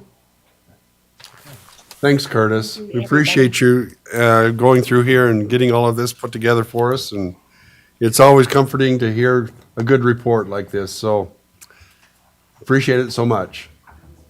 We like it when it's good like this, right? Well, absolutely. Yeah, you're not kidding. We will go through a time when we can talk about where we'll do the capital expenses, right? Yes. Okay. Yes, we will. All right. Well, if there's no more questions for Curtis, okay. Are there any plans for, Oh. We had our public comment period. Why don't you just hang around a little bit and we can talk to you a little bit afterward and perhaps answer your questions then. So we had our public comment period and so just hang around a little bit. When we get done here, we can try to answer your questions. All right. I guess I'd entertain a motion to consider I'll finish that. Entertain a motion to consider accepting the 2021 audited financial statements. I'll make a motion that we accept this evening the audited financial statements for 2021. I'll second. Been moved and seconded to, Connie moved and Rick seconded the motion. All in favor? Aye. Any opposed? All right. Discussion and consideration of adopting resolution number 22-05, approving the city's, Tremont City's project list for calendar year 2022 for the Box Elder County Local Transportation Corridor Preservation Fund. Sean, do you want to fill us in on that? This is a pre-requirement in order to, thanks, Mike, in order to submit for corridor preservation projects. And as you know, we're pretty active in trying to identify and submit and acquire corridors that are known and needed in the future. And so this is an updated list in order to submit the grant and for a project to be eligible, it needs to be on this list. And if you would, Lindsay, I won't spend a lot of time, but I would just bring your attention to to a project that we're exploring. I did add it to the list. I'm not really sure. We're not far enough along enough to know if right-of-way will be needed, but we are having conversations and trying to address the public's concern relative to the functioning of the intersection at the crossroads. That was something that was brought up during multiple comments. And so we do have a meeting with UDOT. It got pushed back, and because there's multiple individuals within the UDOT organization that'll be participating, I think it's currently scheduled for March, the end of March. But we are looking at different projects. The other one that I would bring your attention to, this is one that's been more recent on our radar, would be the 1000 North, 1000 West intersection there, where we'd like to essentially create a full functioning intersection for all turning movements. If you would scroll down to I think it's towards the very bottom, you can start to see what that looks like. But that's a new addition to the list as well. And let me, Can't put a roundabout Oh. there, huh? yeah, maybe on. Are you thinking on? Oh, on 30, on third, Crossroads. the crossroads. Weird about that. Yeah, scroll up if you would, and we can talk. It'd be interesting to see what UDOT's. The I kind of looked into that once. The problem is semi-trucks and having enough property to get a truck, or even one with a double Yeah. pulling that way, making it turn. 'Cause that was approached to us once before. Yeah, We well, kind of looked into it. It was kind of tough. I think the school bus on some of those up in Logan, those are some big turnabouts. They're pretty Roundabouts. awesome. The problem with that is They're they're so big. limited because of existing businesses and the existing canal, that, Yeah. Yeah. because it would take a lot to get a truck. Yes. Is it doable or not doable? What we figured is that it was not doable with the property that was at hand there. Without Is it a taking a canal? business out or, but it's kind of, that's up in the air with the state of Utah too. Yeah. So this is actually an overview look at the intersection of Third East and Main Street, and these are just projects that we believe, where you really start to see congestion occur is at intersections, and so. The best thing that you can do to help intersection function is to make sure that each movement has its own dedicated lane. And as you know, on 30 East, they have a through and a right shared turn lane. And so when we can separate those out, people can continue to make movements even at a red phase. But scroll one more up, and you'll see the 1000 North, 1000 West I'm not seeing it. Maybe it's down, Lindsay. Oh, I don't know why. I'm sorry, I can't show it to you. It appears, but it's essentially just showing the right of way that's needed in order to get all turn movements at in each direction at that intersection.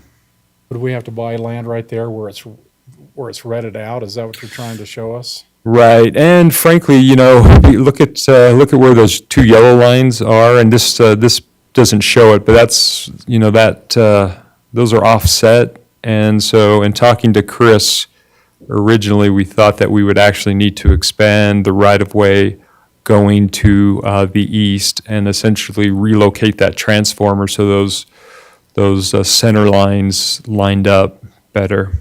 So that's sort of a long-term project. These are UDOT facilities, and so we'll continue to work with them on trying to improve those intersections. So turning into taco time right there, can you make a left-hand turn with this design that we've got right here? Shouldn't be No. doing it now. I know. No kidding. There's north, you shouldn't turn No. into taco time, but you do. But they do it all the time, and I just, Yeah. Those resident wrecks. Well, the topography is there, and that's why we're pushing everything to the east, is, as you know, there's already quite a slope driving into Taco Time. And so we feel like it's easier to try to expand to the east than west, kind of an asymmetrical widening project. So, The design wasn't the very best, was it? no. It is. But it's worth taking some time to look through, and we can spend more time if you want to, but this is a good punch list to see where we think. Long-term, like Converse Way, which is actually on the east side of I-15, not the southwest side of I-15, and I-84. Paul helps me with my directions. I think you turned your mic off. I can hear you, but. Okay, so Yeah. anyways, just on the other side of the interstate. The other last thing I would just tell you is we can only have 2 projects out, and we do have funding for 2 projects, so I'm trying to wrap those up as quick as I can to provide some capacity for the city to submit a new project. So the current 2 projects that we have are BR Mountain Road with the Taylors and BR Mountain Road with Sierra Homes. Is anything, I can see 1,000 North, is there anything kind of in the works for 1,000 North at all? Oh yeah, let's go, let's take a look, because that's a project that comes up frequently. And I won't spend a lot of time, but we did, yeah, Brad's saying that's an understatement. But take a look, go to a point where you see what appears to be monopoly size homes. And you'll start to see what we did, what the engineer did is he took a look at the topography and the grading that needs to occur. And you can see, yeah, right there. And I don't know if you can shrink it down, but we know what the right-of-way is. The road section will be within 66 feet, so we have the right-of-way for that. What we don't have the right-of-way for is the fill and slope easements that occur because of the, essentially the topography on either side of the right-of-way, or as we push out the right-of-way and expand the road improvements, we've got to cut into the side, and we got to fill on the downward side of 1,000 North. So as you know, the cut's going to be on the north side, the fill's going to be on the south side. So that's where we start to get easements. And as you know, we recently, well, it's been a couple of years, we adopted a overlay that tries to push those homes that build outside of the areas that we need easements. We get the easements as new subdivisions are platted. As a requirement of building, so. But this is where we'll probably need to engage a acquisition agent to actually go and acquire these properties, work with all these property owners to secure the easements that we need.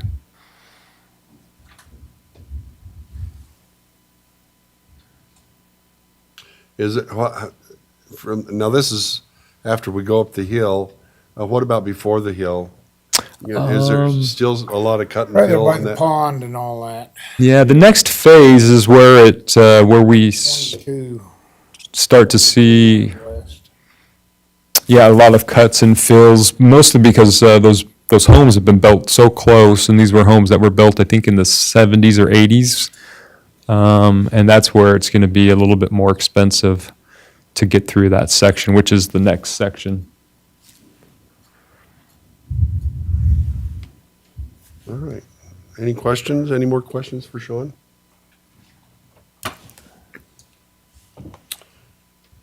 Are we at a point where we can consider this resolution? I'll make a motion that we adopt resolution number 22-05, approving Tremont City's project list for the Corridor Preservation Fund. Okay, Lyle Vance made the motion. I'll Any second that. I'll second Connie, that. you second with the second. This will be roll call, so. Rick, aye? Brett, aye. Sorry. Lyle Vance, aye. Connie Archibald, aye. Wes, I. All right. Motion passes. Resolution passes. Discussion and consideration of adopting resolution number 22-06, appointing 3 voting members and 1 alternate voting member to represent Tremont City on the Utah League of Cities and Towns Legislative Policy Committee. Yeah, so we talked about this last meeting. Connie and Lyle were the ones who were talked about. So I submitted your names to Utah League of Cities and Towns. You should be getting emails from them. Hopefully you are. Tomorrow is an LPC meeting. And I have a list of the meetings if you want them. They should be in your email, but I can give you this also. And that will just kind of formalize so that you can be voting members. And I think the whole council should kind of look over their website. They're tracking all the bills. They have a really good page that's tracking all of the bills in the state. Session started today. And what this LPC meeting does is tells them what bills they want to support, what bills they want to go against, what bills they're just watching, just kind of giving them a position on all of the different bills.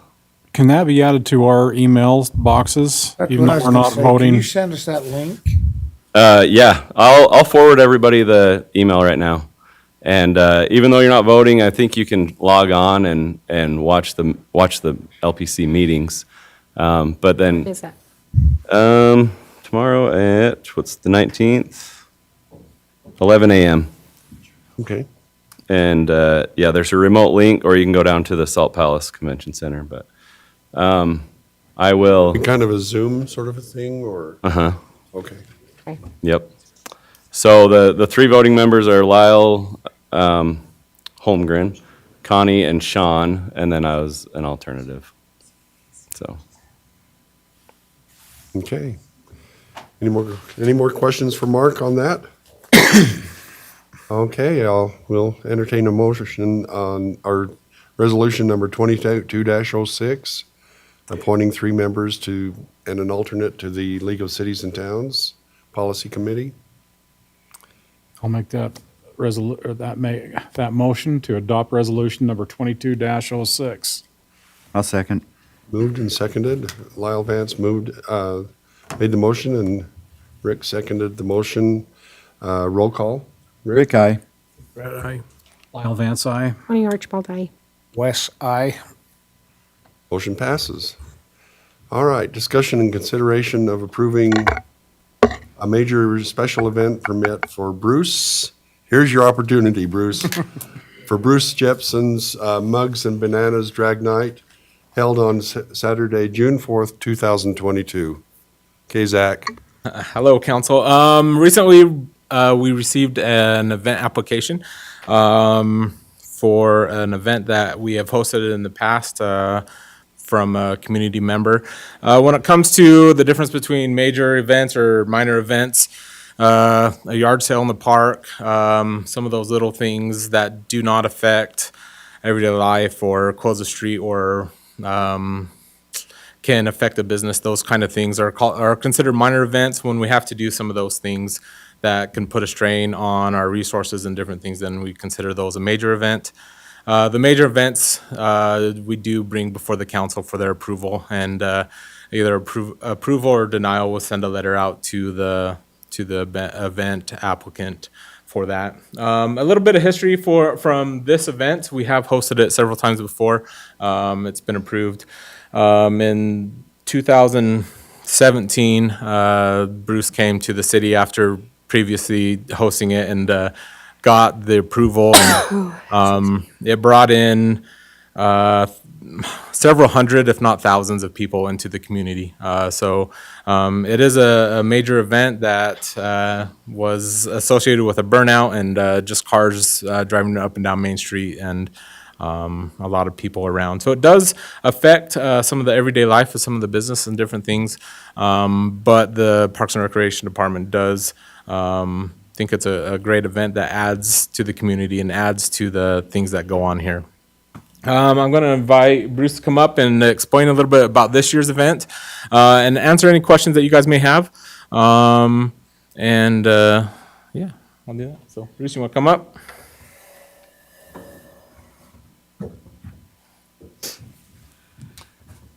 Yeah, as I mentioned, it's going to be our 50-year class reunion. And last year, we had all the cars meet down in Garland at the church house down there and drove down at once. There's a couple hundred cars.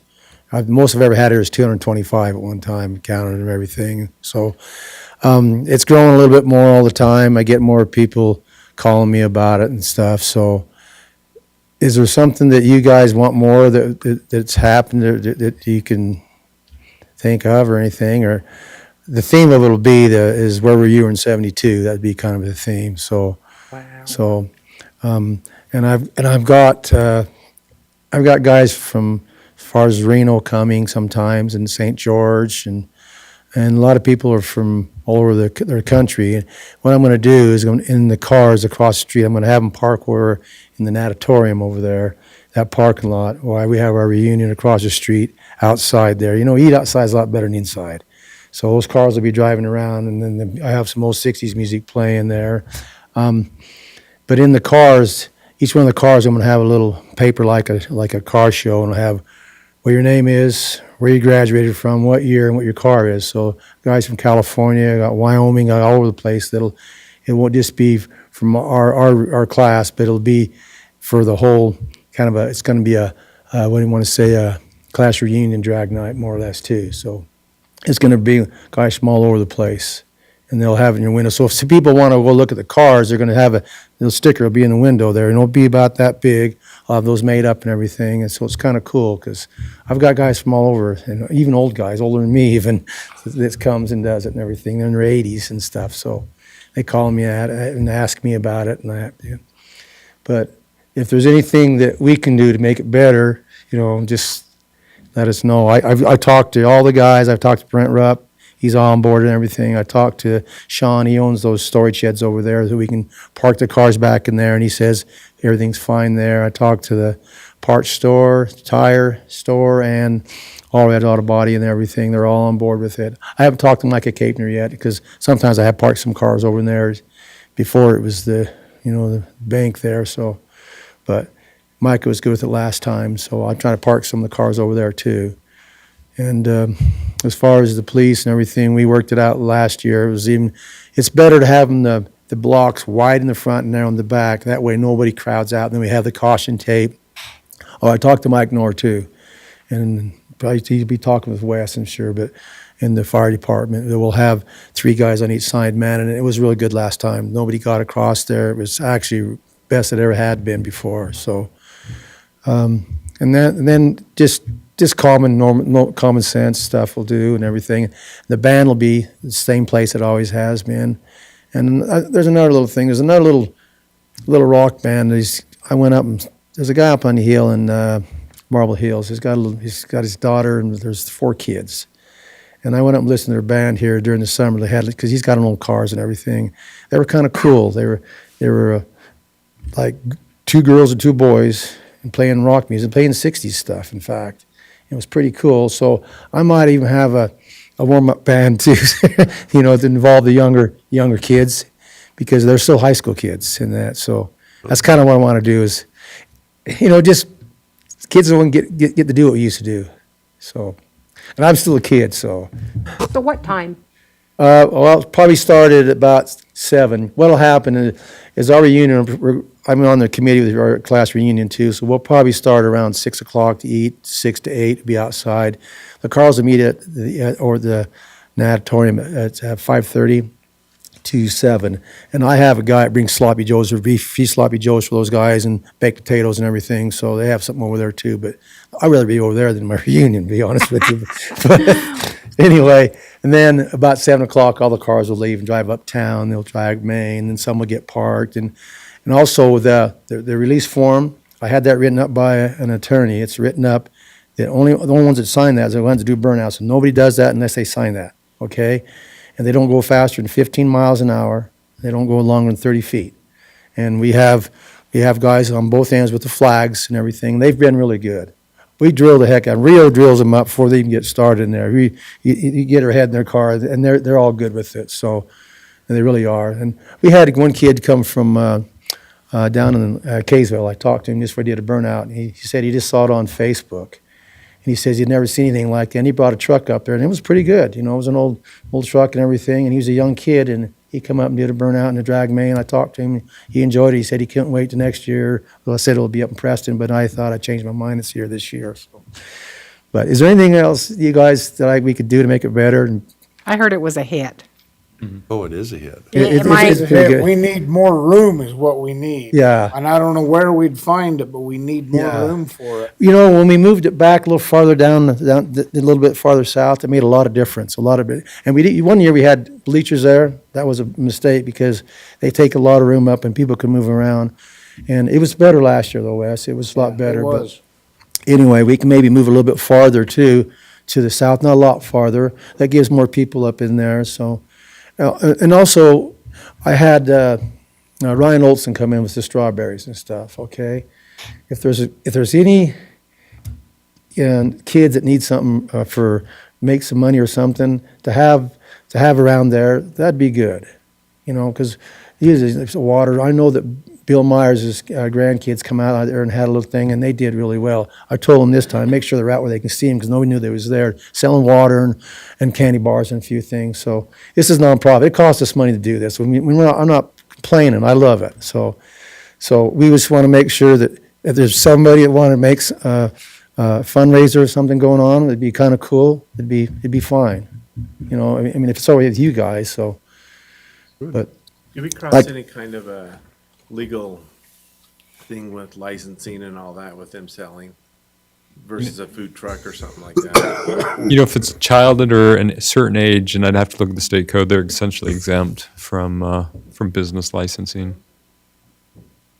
So, Yeah, because one year we had the young men, young women's come down and do it and everything, so it kind of helped for camps and stuff. But you know, if you had to have every ward in town around, but it was the second ward. It was a good ward too. So, but I don't know. I people's asked me about that. And I says I don't want to get into that. I want to be nonprofit. So that's the whole thing. Because when we dragged Maine back in the day, it didn't cost us money to drag Maine and everything, and we spend gas 30 cents a gallon maybe. You know, that was about it. But that's all I'm trying to do is just make us feel like we used to do before we got all this pressure on our lives and getting older and everything, and things change. We got a lot of things that happen in our lives, so just want to be a kid again. There you go, right on. Anyway, that's it. That's All right. Well, thanks, Bruce. It's a great event, and My husband can't wait. I think I'm excited to see it again. If I may, one thing that has stood out to me with helping Bruce and whatnot is the comments we received back of what the town looks like. The murals on the buildings. Yep. People are impressed by that. And people that are from out of town and never been through Tremont, Yeah. when they go through Tremont, they kind of got their blinders on. Yeah. They really enjoyed that. Have you guys seen the mural with the band and the colors of that? Have you seen that when the band's playing in that mural right there? I got a phone on there. It's cool. It looks like it's a rainbow, and that town looks like the cars are going through it. It's that mural right there. Oh, the one there at Kirby's. Yeah, it's behind Kirby's. They took a picture of that. It looks like the '60s, like tie-dye kind of. It's pretty Yeah. cool. Yeah. It really is.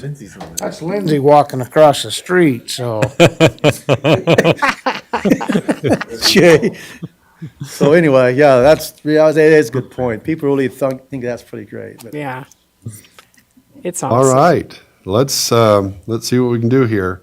Can I entertain a I'll motion make a motion, we approve the major special event for Bruce? Mugs Mugs and and bananas. bananas. I've made mistakes Okay. on that one in the past, but Okay, it's And I'll second been it. moved and seconded.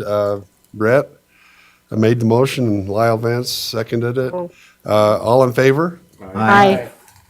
You're on. thanks. You're on. Appreciate it. Thanks. All right. I guess we need to kind of go into continuation of what we couldn't get done in the work session. I think we made it through the ARPA. Did we make it all the way through there? well, I think we just want to spend a little time on the well and then go into closed Okay. session. We do have our good friend Dave Schuster here, who's waiting in and out, but maybe we can move through it fairly quick. This summer, just to see it. I can't wait. Great, yeah. So if you would, Lindsay, bring up that presentation, and we will have Paul talk about the project of drilling a new well. Well, drilling.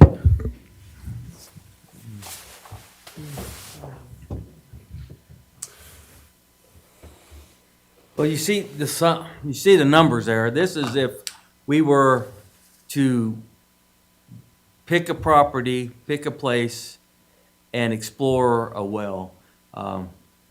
We'd hire a geologist to help us pick a site, because we know where there's water. We know other areas where we wish there was water. We don't know if it's there yet. Part of the problems with wells, I mean, you can do all the geology work you want, and you still aren't 100% sure what you get. I mean, you heard Mayor Friedel talk about what the Conservancy District's gone through. Yeah. That's why the Bothwell Pockets is so inviting, is because we know there's water out there. There's other sites, like up by our existing storage reservoirs. If we knew if there was water there, it'd be a perfect site because we'd cut down on cost of getting power up there, cost of having to pipe the water to our city, because that's where our storage reservoirs are already. And that's where we would get a geologist involved to kind of help. And then if you see on there, you got exploratory well drilling. And this is a place where that piece of the pie really comes in handy. Because then before you invest the $2.3 million, you invest $100,000 in putting a hole in the ground. And yeah, it's $100,000. And you end up with usually a 4 or 6 inch hole in the ground, but it at least tells you the water that's down there, the quantity or the quality of the water, because there's some things as far as drilling a well that you have to do before the state will let you develop a well for a culinary source. And you got to know the quality of the water before they'll let you develop it. You have to do part of the siting and everything is doing a source protection plan, so you determine that there's nothing in that vicinity that can cause you issues in the future with contamination to your sources. So you kind of see the money involved in putting a well in. And the one thing this doesn't include is, well, it does right there, the $900,000 if we have to go out and purchase water rights. Let's go. You know, different areas, sometimes we don't have to purchase rights, but a lot of the area, the basins are closed and we have to purchase the right.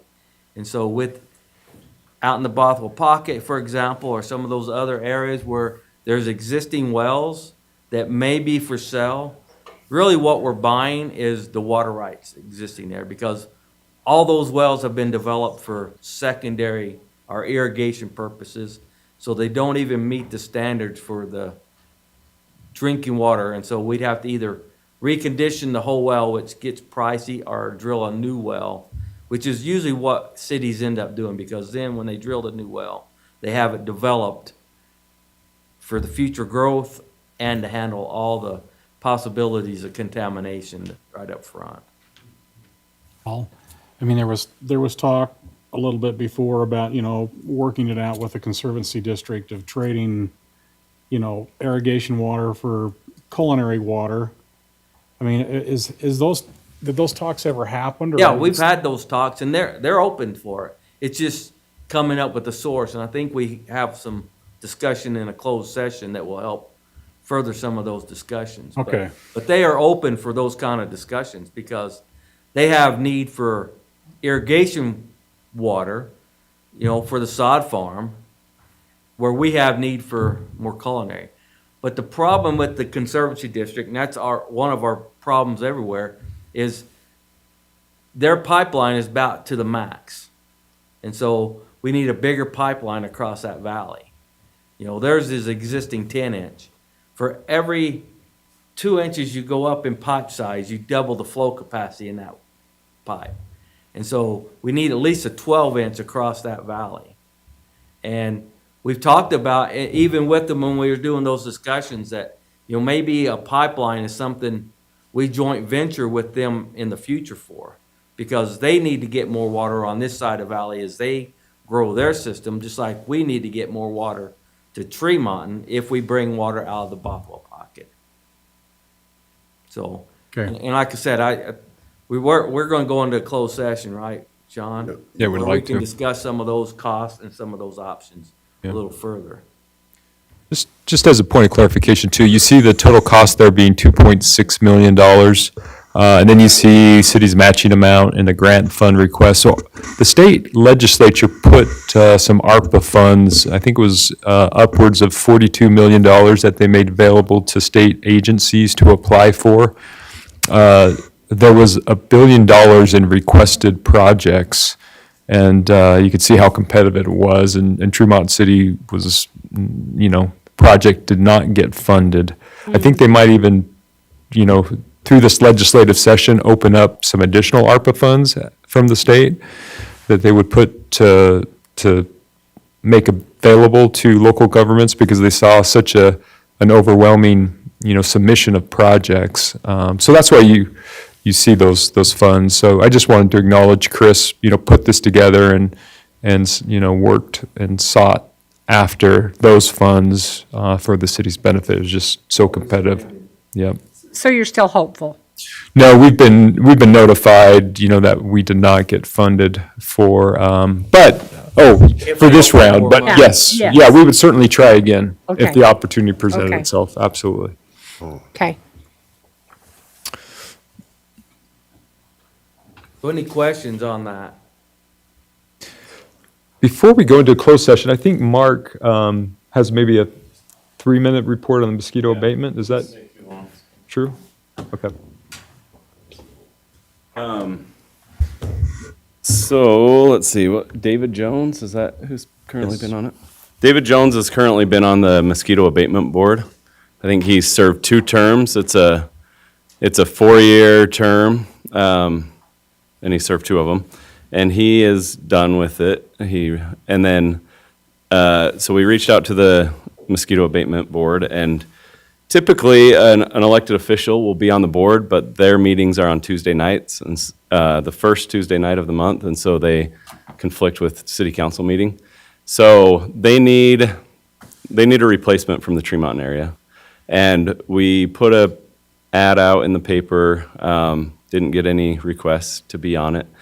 And so I've been talking with them in the office, and there was a guy by the name of James Walker. He worked for him for several summers as a part-time employee for the abatement. He doesn't anymore. He lives down here on the south end of town.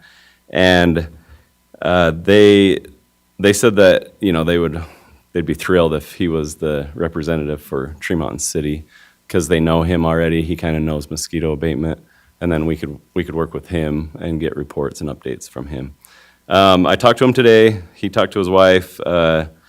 He said that he'd be more than happy to be the representative if the council approved that, or unless you had other ideas of people who you've thought. So he works well with everyone?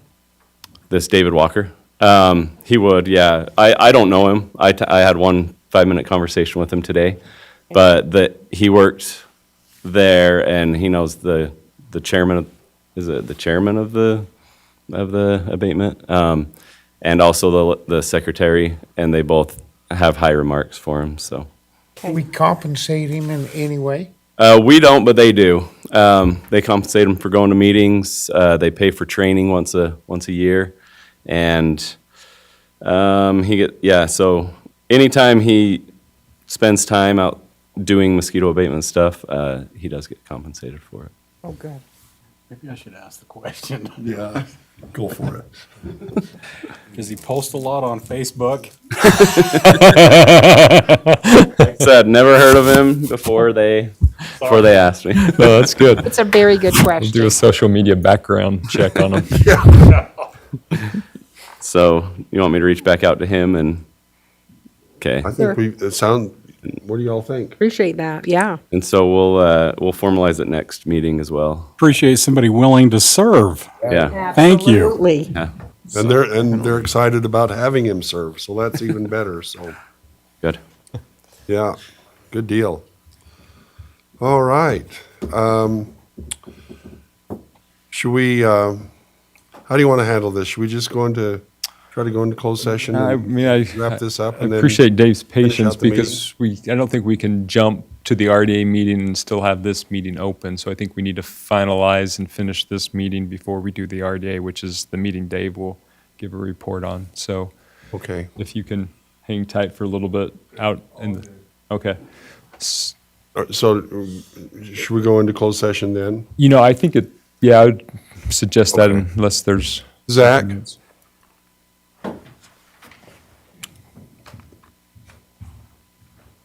This guy here has some questions. Could you, I don't know how long the closed session will last, but maybe just go and ask him what's going on. All right, we'll entertain a motion. Go into closed session. I'll make a motion that we go into closed session this evening for the purpose of, Just discussing the purchase of real property, okay, transactions, Oh, not at all, yeah. what we usually do. okay, discussion of the purchase of real property. I'll second. All right, all in favor? Aye. Aye. I guess we're going into closed session.